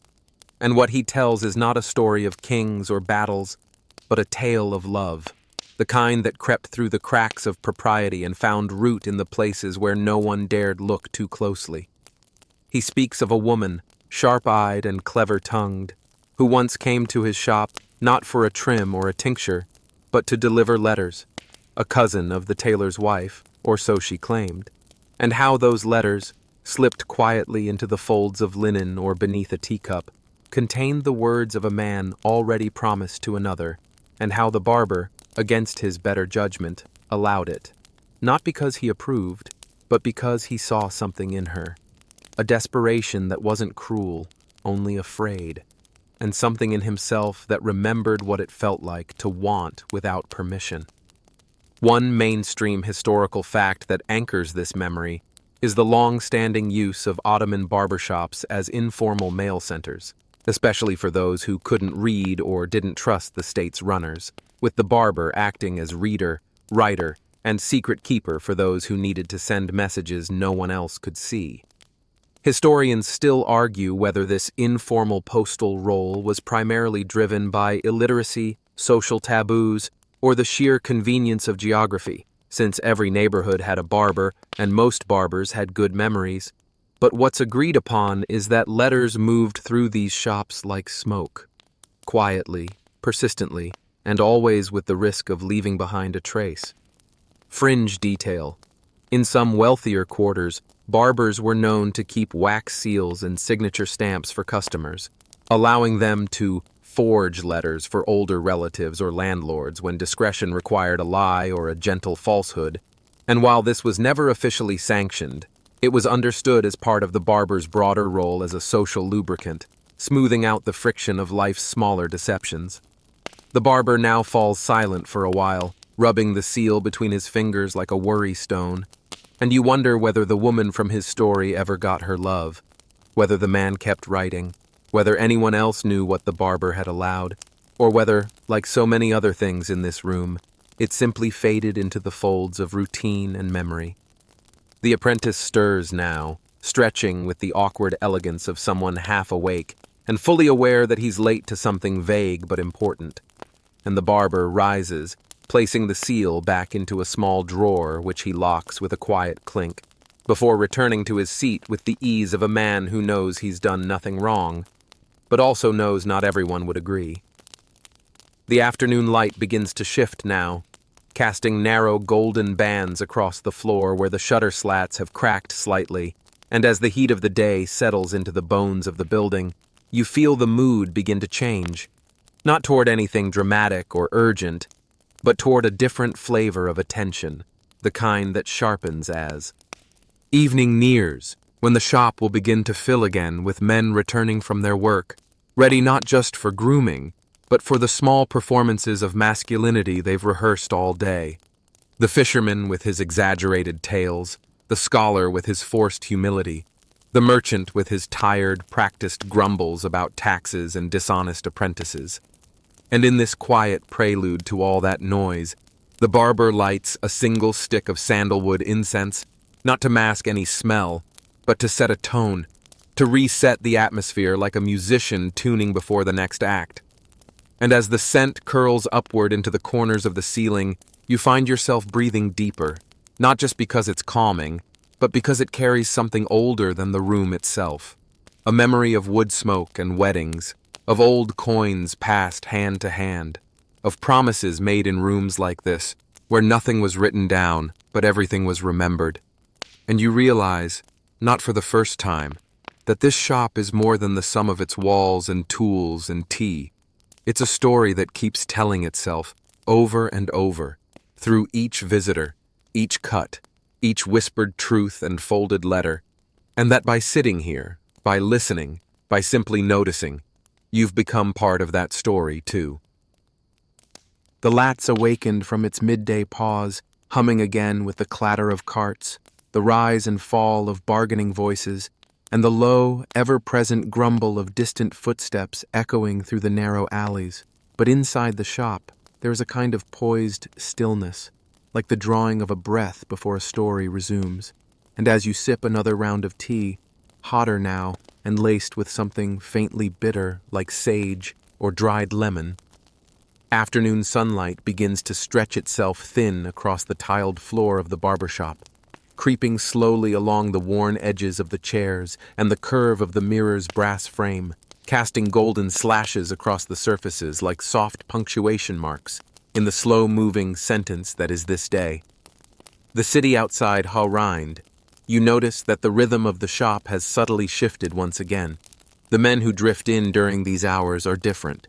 Not the early risers or the midday lingerers, but a third kind, bearing the day's weight more obviously in their shoulders and their eyes, tradesmen whose hands are still dusty with plaster or ink, older men with sweat-stained collars and half-buttoned vests, younger ones trying to look tired because it makes them seem more important, and all of them walking into this small space like pilgrims returning to something sacred and familiar. The barber greets each of them with the same quiet blend of attentiveness and detachment, as though he knows just how much of himself to offer without ever tipping into intrusion. And you watch, fascinated, as the shop becomes once again what it always is at this hour.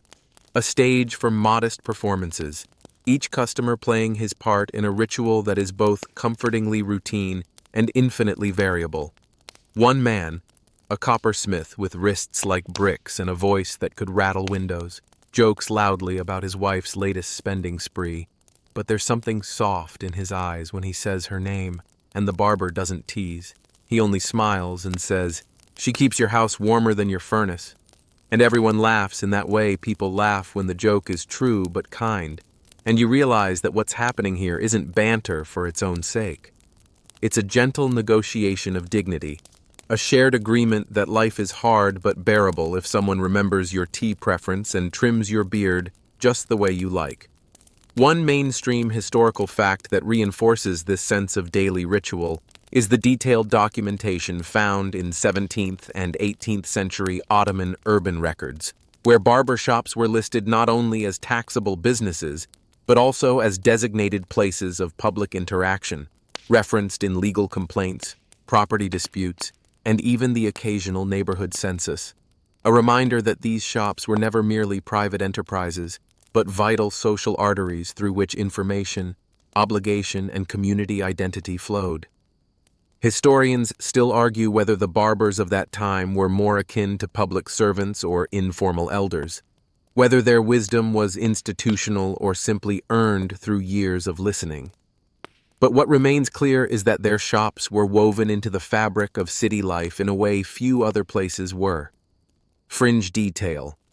In some quarters of Istanbul, particularly around Eyüp and Üsküdar, it was common for barbers to be entrusted with the safekeeping of small family heirlooms or documents, birth records, prayer scrolls, a gold coin wrapped in cloth, items handed over not because of any official status, but because, as the saying went, the barber knows what he must forget and what he must remember, a phrase that reveals more than any law about the balance of discretion and care expected of men in this role.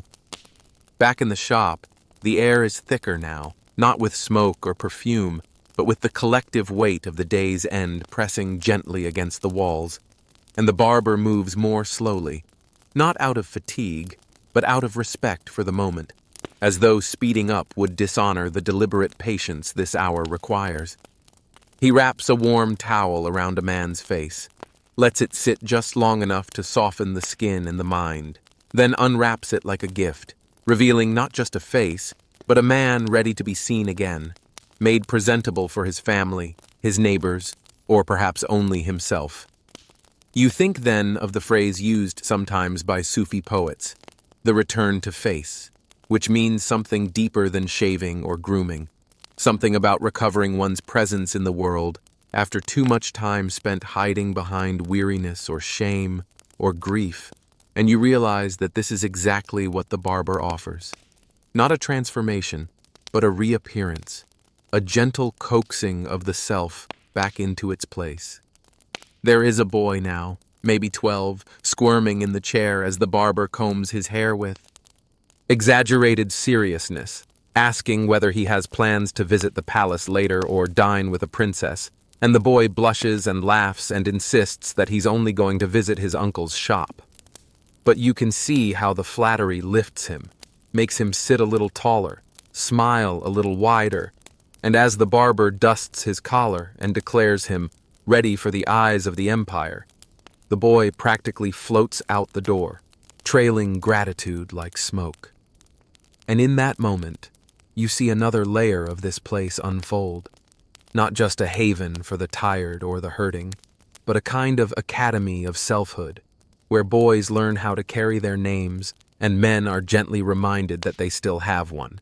You watch as the apprentice brings out a tray of sliced figs and walnuts, a gesture that feels too generous for such a humble setting, until you remember that generosity is never about abundance, but about timing and intention. And the barber accepts one piece with a nod before passing the rest around the room like communion, each bite grounding the men who take it in something older than hunger, a tradition of sweetness after a day's labor, a reward not for what was accomplished, but for having endured. The shadows on the floor are longer now, stretching like tired limbs toward the back wall, and the incense has been replaced by the faint scent of lemon soap and ash. And for a moment, the shop goes quiet. No one speaks, not because there is nothing to say, but because silence has become the most honest thing left to share. The barber wipes down his tools, rolls his sleeves up, then down again, and steps into the back room. Not to disappear, but to give the shop space to breathe, and as the door swings shut behind him, the men resume their small conversations. Quiet, careful, shaped not by volume but by presence. And you sit there still, listening, not just to the words but to the shape of the room itself, the way it holds them, echoes them, turns them into something lasting. And you wonder again how many such moments have taken place between these walls without ever being written down. How many lives have been made just a little softer, a little steadier, because this room existed and someone inside it cared enough to listen without judgment and to speak without haste. Evening in the Ottoman Barbers' shop does not arrive like a curtain fall. It seeps in slowly, subtly, like a second brew of tea that's stronger, deeper, and somehow quieter than the first. The sun lowers itself without drama behind the tiled rooftops, casting long, honeyed shadows through the wooden shutters that filter its rays into soft, slanted stripes across the shop floor, turning the room into a pattern of light and hush and memory. The noises from the street, once loud and confident, begin to thin and fade, replaced by the clink of dinner pots in distant kitchens, the call of mothers to children, the shuffle of slippers on stone steps as men make their way home from prayer, from work, from whatever kept them upright during the day, and yet you remain, still anchored to your seat near the basin, as if your bones have learned to trust the rhythm of this place more than the passage of time itself. The barber hasn't spoken in a while, but his movements tell you everything you need to know. There's a serenity in the way he lays out the evening towels, folded not just for function, but for comfort, each one fluffed by hand, scented gently with lemon or rose, a small gesture that says, without saying, "You've made it through another day. Let me remind you that you are still here." And as the room takes on this late evening softness, an old man enters, not stooped, but deliberate, the kind of old man who wears his age like a well-fitted coat, creased and broken in all the right places. And without a word, the barber moves to meet him, not with a greeting, but with a knowing smile and a seat already prepared, as if he'd been expected all along. What follows is not a shave, nor a cut, nor even a scrub. No tools are lifted, no blades are drawn.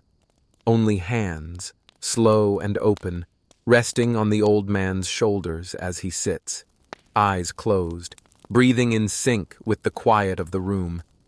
And you realize with a slow bloom of awe that what's being performed is not grooming but grounding, not service but solace, a kind of silent lullaby for a body that has survived more decades than some empires.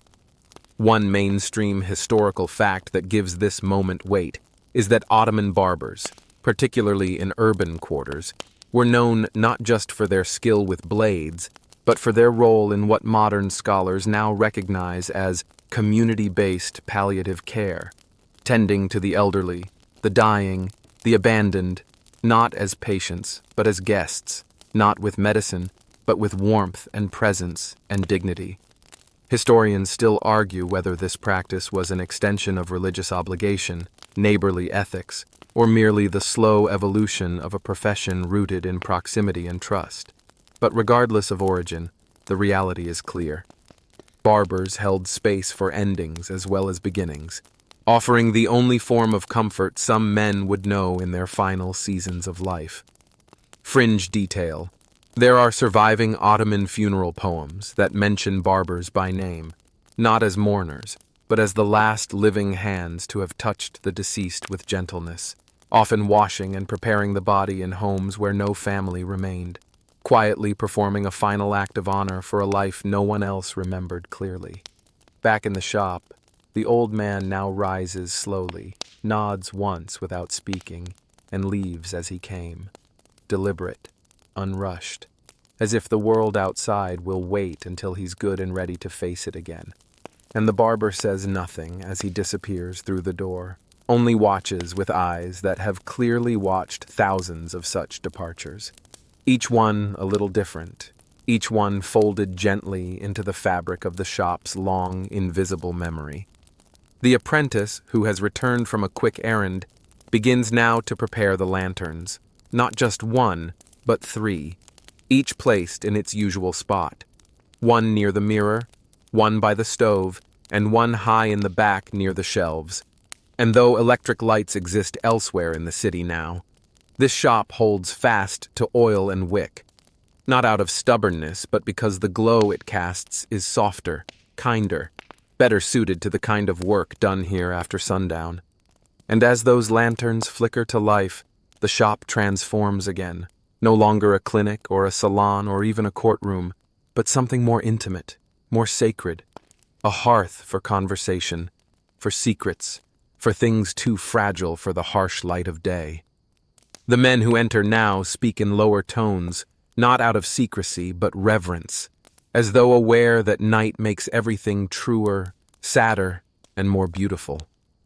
One arrives with a bandaged hand, not from war or accident, but from splitting wood to heat his sister's bath, and the barber unwinds the cloth carefully, not to diagnose or scold, but simply to replace it, murmuring a story about a time he broke a toe chasing a goat down a slippery hill, and everyone laughs, not because it's funny, but because it's shared, and shared laughter, especially in the quiet of night, is one of the few things that still feels like magic. Another man sits with tears in his beard, not weeping, exactly, but remembering something he hasn't said aloud in decades, and the barber listens with his hands, dabbing warm cloth at the temples, offering no advice, only pressure and presence, and you realize again that this shop is not where people come to be fixed. It's where they come to not be alone while they unravel. And in that, maybe more than any of his other roles, the barber becomes something larger than himself. A mirror that doesn't judge, a witness who doesn't interrupt, a historian of the heart who records with touch instead of pen. Even the apprentice seems to move more slowly now, as if the air itself demands it, fetching herbs and towels and fresh tea with the unspoken understanding that anything too loud might break the delicate spell that settled over the shop like a velvet curtain. And you, still in your place, still watching, still breathing with the rhythm of the room, find yourself leaning back, not out of boredom, but trust, as if the chair has become a cradle and the sounds of snipping, pouring, whispering have become a lullaby all their own. The night deepens, lanterns crackle, shadows stretch and sway across the ceiling, and somewhere in the distance, the first stars have begun to prick their way into the sky, faint and blinking and perfect, and the barber begins to hum. Not a tune you recognize, but something low and circular, the kind of melody meant not to entertain but to soothe, to rock the listener gently toward sleep or stillness or someplace in between. And you know with a certainty as warm as the tea in your hands that in this moment, in this place, nothing more is needed. As night presses deeper into the narrow arteries of the city, the barber shop begins to take on a new identity. Still familiar, still grounded in the same walls and tools and faces, but somehow more fluid, more intimate, as if the darkness outside grants permission for truths to be spoken that would otherwise remain buried beneath the formalities of daylight. The lanterns flicker softly, their golden light brushing the curved glass of oil bottles and casting long, quiet shadows against the aged wooden panels, while the low, rhythmic clatter of the apprentice washing basins in the back becomes the metronome of this hushed and thoughtful hour. By now, the day's business has long been concluded, the final customers of the evening having been trimmed, soothed, and sent on their way with clean necklines and calmed minds. Yet the shop remains occupied, not with a line of waiting men, but with a quiet gathering of those who have nowhere more urgent to be, those for whom this space is not simply a place of grooming, but a second home, a late refuge from houses filled with too much noise or too much silence. Tonight, one of them is a poet, or at least a man who claims to be one, draped in a faded green robe with ink stains at the cuffs, who speaks with the slightly theatrical cadence of someone long used to not being believed. And yet the barber does not mock him, nor does anyone else, because here in this room, identity is not proven by certificates or applause, but by presence, by the slow and steady ritual of showing up again and again until the walls remember your voice and the seat remembers your weight. The poet speaks of tulips blooming too early this year, and of a woman he once loved whose name sounded like river water. And while no one interrupts, a few nod slowly, not because they understand exactly, but because the ache in his voice is familiar, and grief, especially the quiet, private kind that never fully leaves, is always welcome here.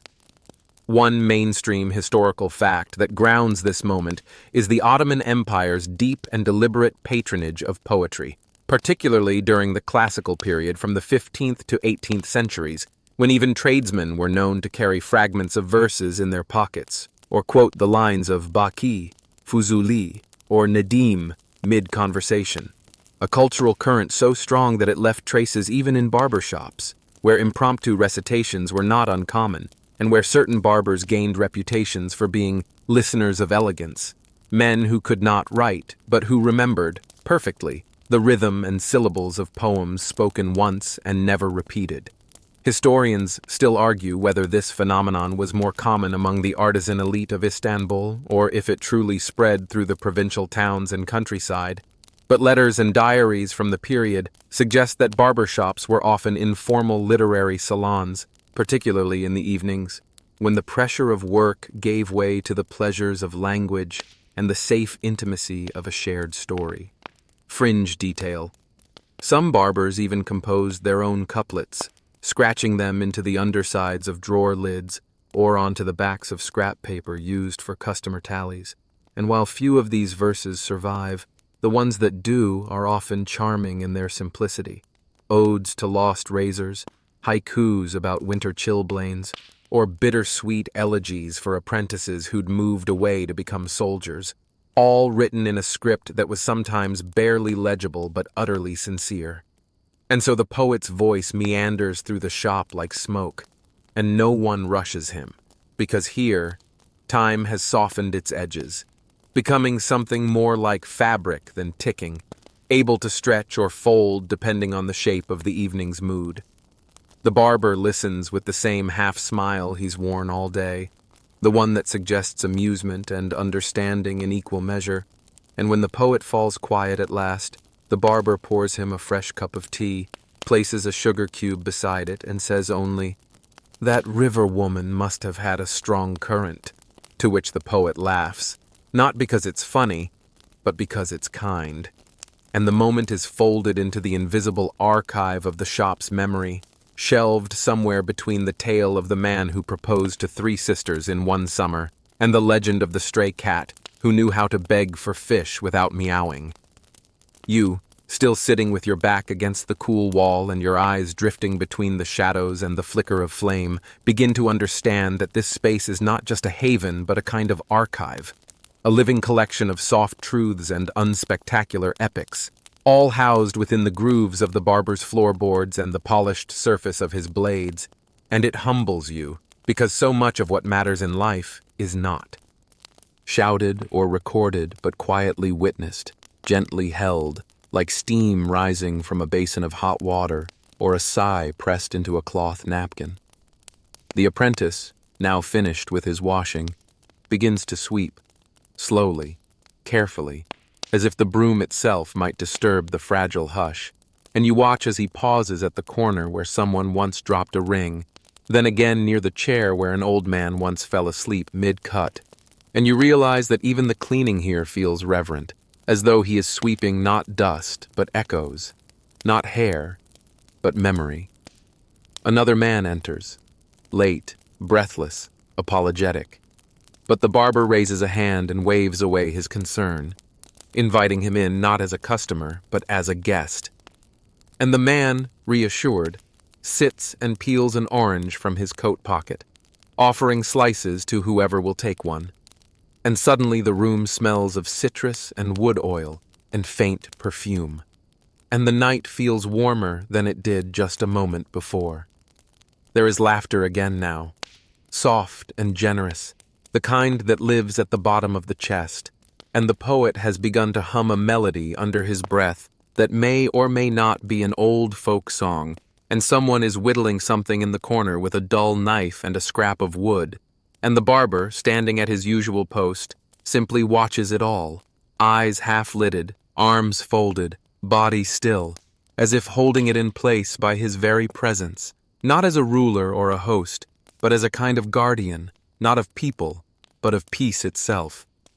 And you, soaking in the glow of the lanterns, the rise and fall of voices, the steady warmth that fills the space between words, understand at last why this place exists, not just as a business or a necessity, but as a sanctuary for the parts of life that don't fit anywhere else, for the half-spoken stories and the quiet dreams, for the pauses between grief and joy that no one else has time to hold. And you realize with a deep, gentle certainty that here, in this room, you are not just observing history, you are part of it, folded into the long, slow breath of a barber shop that remembers everything and asks for nothing but your presence in return. The hour grows late now, and outside the shop, the street begins to empty of its final voices, with shutters closing gently, one by one, as though the city itself is pulling a blanket over its shoulders, preparing to drift into dreams. The air has cooled noticeably, and the last heat of the day has retreated into the stones of the street, leaving behind only a faint warmth that clings to the soles of your feet as you adjust in your seat, still not ready to leave the soft hush of the barber shop, where the lanterns glow a little dimmer now and the sounds of the night have become almost musical. The scrape of broom bristles, the occasional sigh of the apprentice folding towels in the back, the distant, barely there trickle of a fountain somewhere down the alley. In this quiet, the barber begins to prepare something that doesn't look like any grooming tool you've seen before. He takes down a small, slightly dented copper box from a high shelf, dusts it with the sleeve of his robe, and opens it with a care that suggests memory more than utility. Inside are not razors or combs, but old papers, folded and refolded, some tied with bits of faded string or bound with dry wax seals that crumble at the edges. And without announcing anything, he begins to read. Not loudly, but aloud, as if to the room itself rather than to any particular person. And his voice carries the rhythm of someone who has told these tales before, but never exactly the same way. Stories from customers long gone, letters once entrusted to him for safekeeping, scraps of poetry, fragments of testimony, even one note that appears to be a confession scrawled in the margins of an herbal recipe. And as you listen, you begin to understand that this box is not a collection of curiosities, but an archive of humanity, held together by the barber's own memory, as fragile and sacred as any written history. One mainstream historical fact that deepens this realization is that many Ottoman barbers, especially those trusted within their neighborhoods, were known to act as informal notaries for the illiterate, recording small transactions, mediating family disputes, or writing letters of intent and apology, using whatever scrap materials they had available, often preserving these writings in small personal caches hidden among the tools of their trade. Items never meant for public record, but held in trust like relics of deeply personal truths. Historians still argue whether these collections constituted a legitimate form of community record-keeping or simply personal mementos. But what they agree on is that the boundaries between official and personal, public and private, were often blurred in these spaces, with the barber acting as both chronicler and confidant, his authority drawn not from decree, but from quiet, consistent presence. Fringe detail. In certain neighborhoods of Istanbul and Edirne, it was customary for barbers to offer once a month what was called a night of voices, an unofficial gathering after dark where men could share tales, sometimes true, sometimes invented. And the barber would read aloud anonymous notes or letters he'd been given to include in the event, allowing secrets to be spoken without betrayal, offering a strange and beautiful blend of confession and theater that many believed had the power to settle disputes or soften hardened hearts, especially when paired with the right tea and a pinch of ground cardamom. And so, in your present moment, the barber's voice continues, telling of a man who claimed to have met a djinn in the hammam steam, who later returned with the djinn's supposed hair tucked in a box made of walnut wood. Of a woman who disguised herself as her husband for 3 weeks just to prove she could run his shop better, and who only confessed when her beard, made of horsehair and molasses, began to melt in the heat. Of a child who sent the same letter 5 times to his father in the army, each time rewriting it slightly so it would sound more important, until the final version, which simply read, "Come home, the cat is sick, and mother is tired." The barber does not editorialize these stories, does not explain or embellish.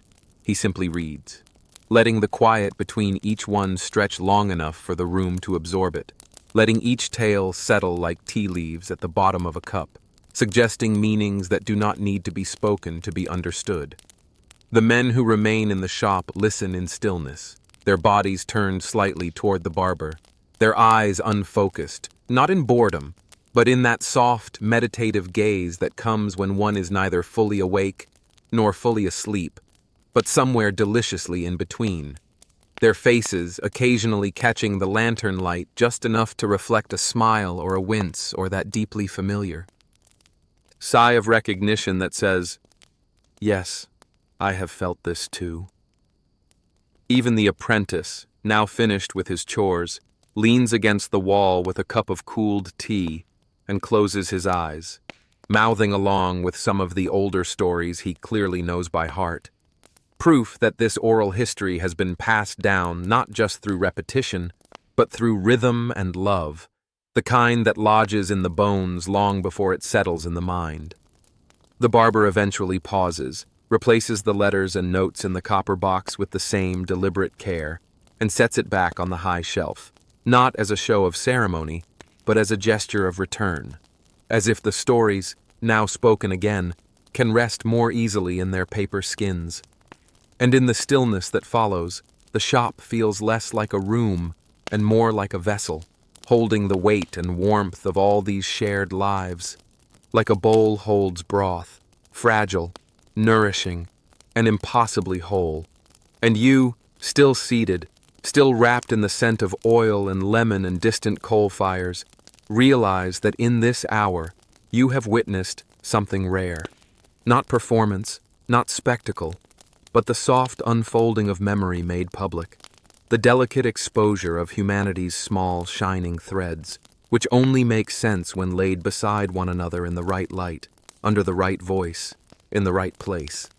And this barbershop, humble though it is, with its creaky chairs and worn tile and smoky mirror, is exactly that place. The night has now reached that deep, velvet hour when even the most stubborn oil lamps seem to flicker a little more slowly, as if recognizing that their glow is more a companion than an illumination, casting not light, but memory. Outside, the city lies quiet and curled, a sprawling empire under moonlight, rooftops like sleeping beasts, and alleys like winding dreams. And within this barbershop, this unassuming chamber of steam and steel and stories, there remains only the soft rustle of fabric and the low exhale of men who have grown entirely comfortable with silence. You notice that no one checks a clock or stretches to leave, because this space, at this hour, has somehow slipped beyond time, floating in that suspended place where rest begins, but sleep hasn't yet claimed the room. And in this liminality, something strange begins to unfold, not through words, not through rituals, but through an almost imperceptible shift in posture, in breath, in gaze, as if the room itself has begun to lean inward, inviting something older, deeper, more mythic to rise from beneath the floorboards. The barber, for his part, doesn't announce anything, doesn't pause to gather attention. He simply begins moving toward the corner where an old, flat case rests beneath a cracked wooden bench, retrieves it, and brings it to the center of the shop, opening it slowly to reveal a collection of tools so delicate and aged that they seem more suited to a museum than a workplace. Tiny knives, brushes with handles carved in mother of pearl, a pair of scissors so slender they look like embroidery needles, and as he lays them out, one by one, a hush descends over the room, not out of confusion, but reverence, because those who've seen this before know what's about to happen, and those who haven't instinctively understand that something special is beginning.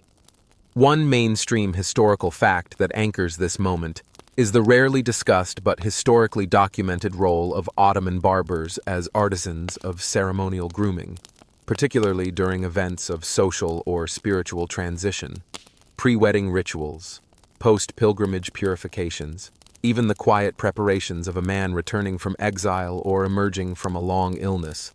And it was not uncommon for certain barbers to keep a separate set of finely honed tools for these occasions, passed down through generations like priestly vestments, used only in moments when grooming became something more than hygiene, a symbolic re-entry into life itself. Historians still debate whether this practice originated from the guilds or from older Sufi-inspired purification customs, but what's agreed upon is that the ritual aspect of grooming, especially the quiet, focused care offered at thresholds of identity, was an intimate, powerful part of the Ottoman world, one often hidden beneath the everyday hustle of the trade. Fringe detail. In some Anatolian towns, barbers were called upon to restore the face of men who had spent years in prison, not through makeup or disguise, but through the slow, deliberate process of shaving, oiling, and reintroducing scent to the skin, a belief that these physical gestures could unearth the man who had been buried beneath punishment, returning not just his appearance, but his dignity. And so now, back in the barber shop, a man is called forward, not by name, but by nod, and he rises, moving toward the chair not with pride or reluctance, but with a kind of solemn acceptance, and the room adjusts itself around him, chairs shifting slightly, gazes softening, no one speaking except through the tilt of a head or the offering of space. The barber begins with a cloth soaked in water that smells faintly of rosemary and ash, pressing it gently to the man's cheeks, forehead, neck, each touch slow enough to stretch time. and you realize with a quiet jolt that this is not a haircut, not a shave. This is a transformation, not cosmetic, but metaphysical.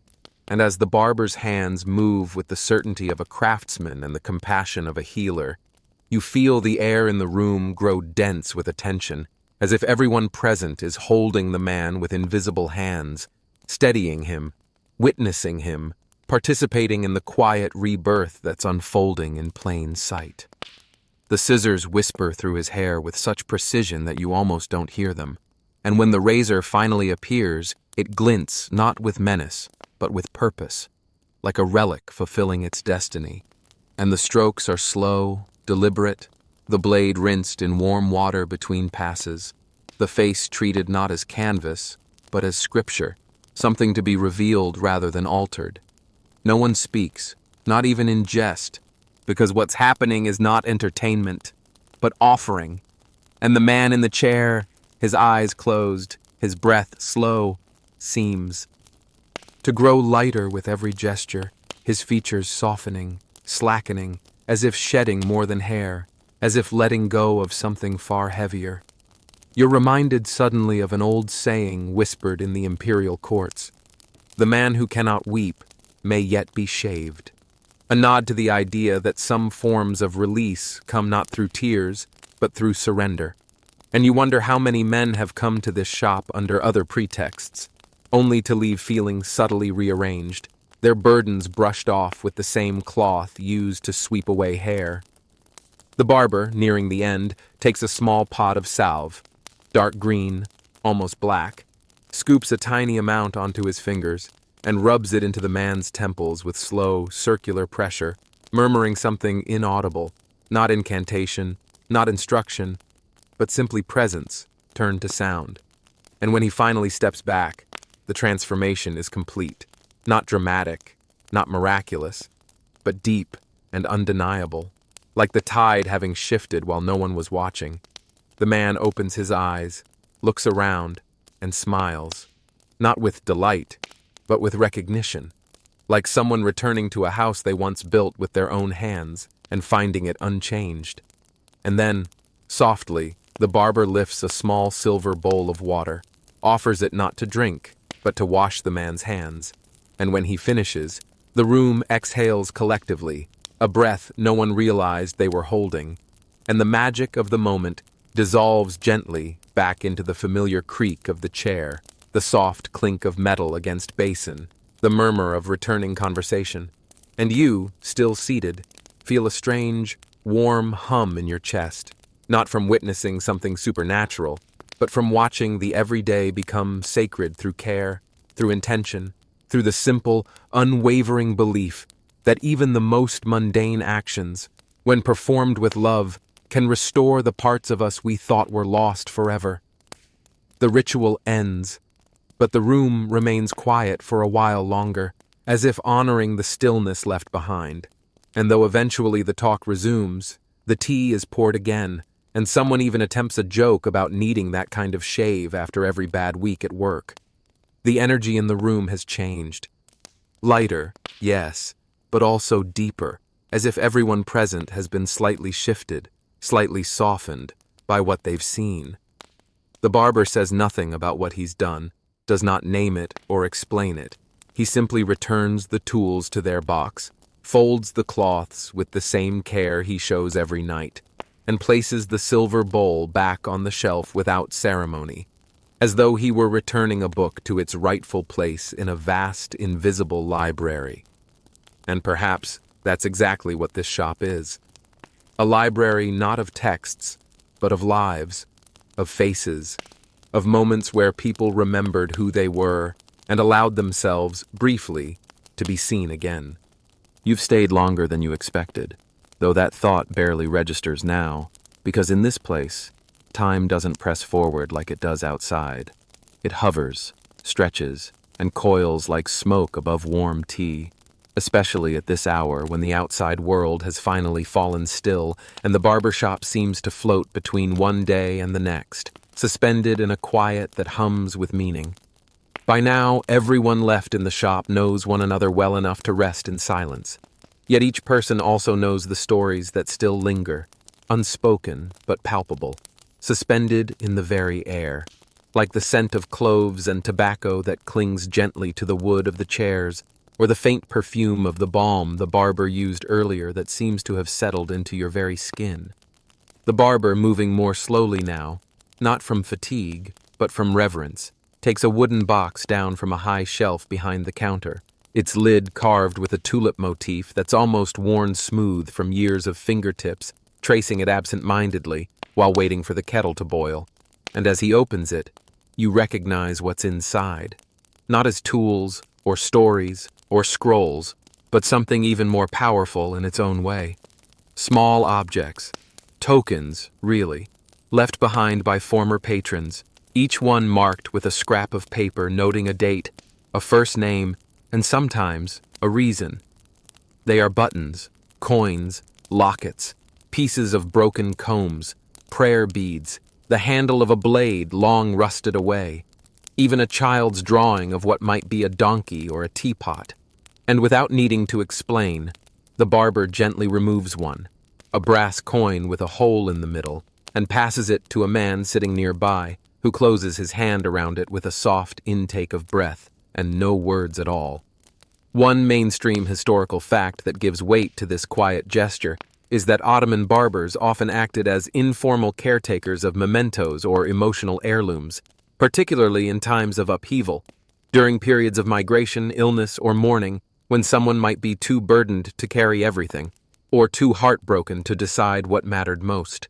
And it became a quiet tradition in some communities to entrust a small object to the barber with the understanding that it would be kept safe, sometimes for years, until its owner could return, or until someone else came looking for it. Historians still argue whether this practice was widespread or a localized phenomenon found only in certain quarters of Istanbul or Damascus. But records from the 17th and 18th centuries mention custodial barbers in letters, travelogues, and the occasional court document, usually in relation to disputes about property or inheritance, proving that even though it existed outside official record-keeping, it was trusted enough to be called upon in moments of real importance. Fringe detail. There is one letter, kept today in a museum in Bursa, written by a barber to a soldier's wife, informing her that her husband's shaving brush had been kept dry and wrapped in olive leaves, awaiting his return. And while the soldier never came back, the brush was eventually passed down to the man's grandson, who came to the same shop decades later, guided only by the story his grandmother had told him over evening fires. And here now, in this shop, you witness echoes of that same silent loyalty, as another man is handed a small square of cloth that turns out to be a sleeve cuff, left behind by his father who passed away before the man himself ever visited the shop. He doesn't cry, just holds it to his nose, breathing in whatever trace might still be held in its fibers, and the room remains respectfully silent, not out of pity, but out of shared understanding that these small items, while ordinary to most, are bridges across time, tokens of identity that carry the weight of memory more powerfully than whole libraries of books. The barber returns each unclaimed object to its compartment with the delicacy of someone placing bones into a resting place, and you realize that this barbershop doesn't just clean faces and trim hair. It preserves fragments of the soul, safeguarding the forgotten bits of human experience with the same care given to skin and scalp.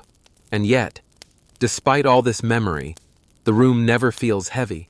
Instead, it feels warm, like the inside of a familiar coat or the pocket where you once kept your grandfather's lucky coin, and the people here wear that comfort lightly, smiling now as the apprentice begins humming an old tune under his breath, and someone begins to tease him, gently, about being in love. There's laughter again, but it doesn't break the atmosphere. It completes it, like the last note of a lullaby or the flick of a match before candlelight. And suddenly someone suggests, not seriously, that the barber write a book. The Things Left in Drawers, they joke, a memoir of buttons and beards. And the room chuckles in agreement, though no one actually expects him to do it. And maybe that's the point. Some stories don't need to be written to be remembered. They just need to be held somewhere safe. And this shop, with its amber light and its walls rubbed smooth with decades of listening, is safer than most places ever dream of being. The barber shakes his head, smiling, and mutters that books don't hold smells, which prompts more laughter, and even the apprentice snorts, nearly spilling tea on the floor. But no one minds because the joke itself is another form of remembering. An echo of joy layered over all the echoes of sorrow and reflection that came before it, turning the night into something round and whole. And you, still seated, still watching, still gently steeping in the quiet wisdom of the room, realize that you don't want to leave, not out of fear or hesitation, but because this moment is so perfectly formed, so precisely what the soul longs for in its quieter hours, that to step away would feel like tearing a page from a book you've only just begun to understand. And as your eyes scan the shop, lanterns dimmed low now, shadows curled like cats in the corners, faces softened by fatigue and familiarity, you realize that the barbershop, this barbershop, is not just a space for grooming or gossip or even grief, but a living archive of what it means to be human, its shelves and drawers and quiet pauses, holding the secrets we forget we need to keep, the objects we forgot we needed to return to, and the stories that, when finally spoken aloud, make us feel whole again. It's nearly morning now, though no one announces it, and the barbershop remains sealed in that dreamlike space between the last whisper of night and the faint golden hush that will soon begin to press against the edges of the shutters. The city beyond has not yet stirred, but you can sense its breath changing. Pigeons beginning to murmur, distant horses stamping quietly, and the breeze growing just cool enough to suggest that the first call to prayer isn't far away.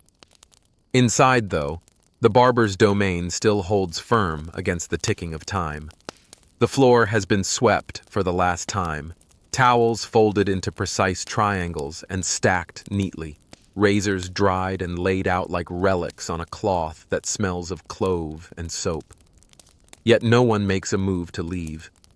The spell of the place, cast not by incantation, but by warmth, routine, and the endless patience of a man who knows how to hold space for others, remains unbroken.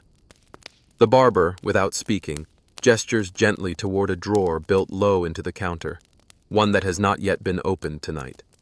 The apprentice, with a glance of solemn acknowledgement, pulls it open to reveal a worn, leather-bound ledger, its pages yellowed with age and pocked with smudges of ink, oil, and perhaps even tears. This is not an accounts book, not a registry of customers or profits. No, this is the barbershop's unofficial book of endings. It's the ledger where the barber records the names of those who've passed, former clients, neighbors, apprentices, sometimes even strangers who came in only once but left a lasting impression. One mainstream historical fact that anchors this moment is the Ottoman custom of remembering the dead, not only in prayer, but in small, everyday rituals. It was common for barbers and other trusted tradesmen in certain towns to keep informal death registers, especially when family members had moved away or communication had lapsed. In some cases, these books were used to coordinate charity, like arranging prayers or meals in the deceased's name. Historians still debate whether such practices were unique to barbers or part of a larger pattern among guild workers in the empire. But it's well documented that community memory often resided in the hands of those who saw people at their most unguarded. And no one saw more unguarded moments than a barber. One fringe detail buried in a forgotten diary describes a barber in Anatolia who, upon hearing of a client's passing, would boil water at dawn and pour it down the drain so their last rinse might reach the soil. This quiet gesture, repeated alone and without fanfare, speaks to the deeply symbolic nature of water and purification within the Ottoman worldview. And here, tonight, you watch as the barber gently opens the ledger to a blank page and dips his pen in a small glass of dark ink. He doesn't say the name aloud, and no one asks, but when he finishes writing, he rests his palm against the page for a moment, as if warming it, blessing it, grounding it in the space. The room is hushed, not funereal, but reverent, and even the youngest among the group lowers his eyes, understanding, perhaps for the first time, that remembering is a form of care.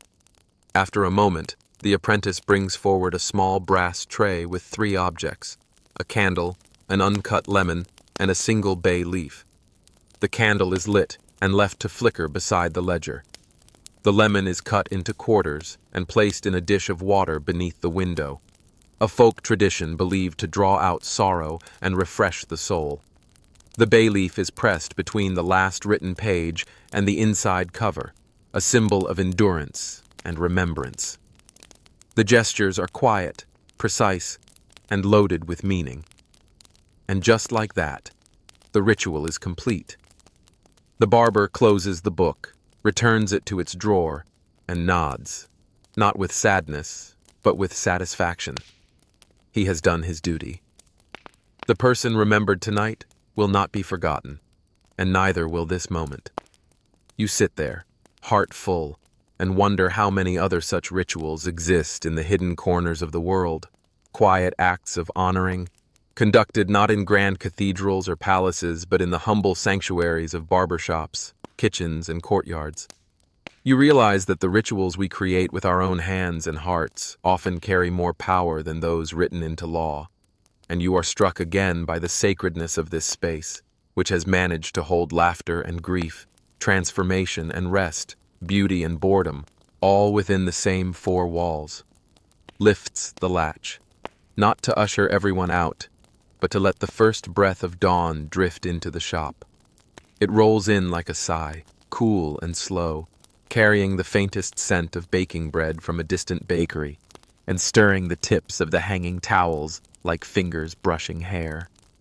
The men inside shift slightly, some stretching arms or rubbing the backs of their necks, but no one rushes to stand. The door's opening is not an ending. It's an invitation to take this peace, this reflection, this soft unraveling of the night, and carry it with you into the hours ahead. A few of the older men rise first, murmuring brief thanks to the barber, to the apprentice, to the space itself. No one claps backs or raises voices. The departure is dignified, like stepping out of a dream and not wanting to wake too abruptly. The apprentice begins tidying again, this time slower than before, perhaps stalling the final sweep of bristles or the folding of the last towel. And you remain seated a little longer, feeling the weight of everything that has passed through this space tonight.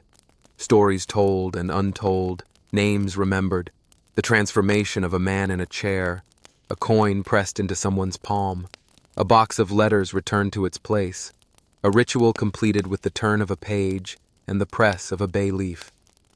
It's difficult to describe the feeling in your chest, part fullness, part ache, part warmth that lives somewhere between your ribs and your breath. You look at the barber, who has now returned to his usual stool near the water basin, pouring the last of the tea into a chipped cup. He sees you, gives a small, wordless nod that communicates something deeper than language ever could, and then lifts the cup to his lips, sipping without ceremony. The lanterns are still glowing, but they've dimmed almost imperceptibly, surrendering to the natural light beginning to bleed in through the shop's wooden slats. Outside, a few birds have begun their morning conversations, and a cart rolls by with a sleepy creak.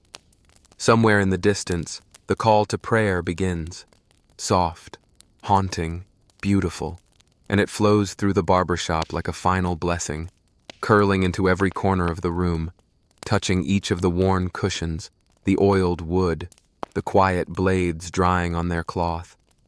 It lingers just long enough to feel like closure. Then it fades. And here comes the wind down. So now, as the light finally slips fully into the room and the old rhythms of the city return with their clatter and chatter, you remain in this chair a little longer, feeling the weight of what you've seen. There's no rush. No need to stand just yet. The world will wait. Your shoulders feel looser now. The hum of tiredness in your bones has turned into a lull that's almost sweet. The barber's voice still echoes faintly in your mind. Not the words exactly, but the warmth of them, the rhythm of care behind each syllable. Outside, you imagine the streets filling with early risers and bakery boys and clattering carts. But here, inside, all is still. You notice the dust motes in the light. You feel the gentle cool of the stone floor beneath your feet. You remember the man with the sleeve cuff, the boy who wrote the same letter 5 times, the ritual shaving that seemed to lift not just hair, but sorrow. These aren't just stories now. They've become a part of your breath, your memory. You carry them, quietly, respectfully. And perhaps, somewhere inside, you feel just a little more whole. So when you finally rise from the chair, stretch your legs, and step toward the open door, you do so slowly, softly. The world outside is waiting. But for now, just take a breath. Let your eyes close if they haven't already. Let your shoulders drop. Let the hush of the barber shop wrap around you one last time. You are safe. You are remembered. And sleep now is as close as a whisper.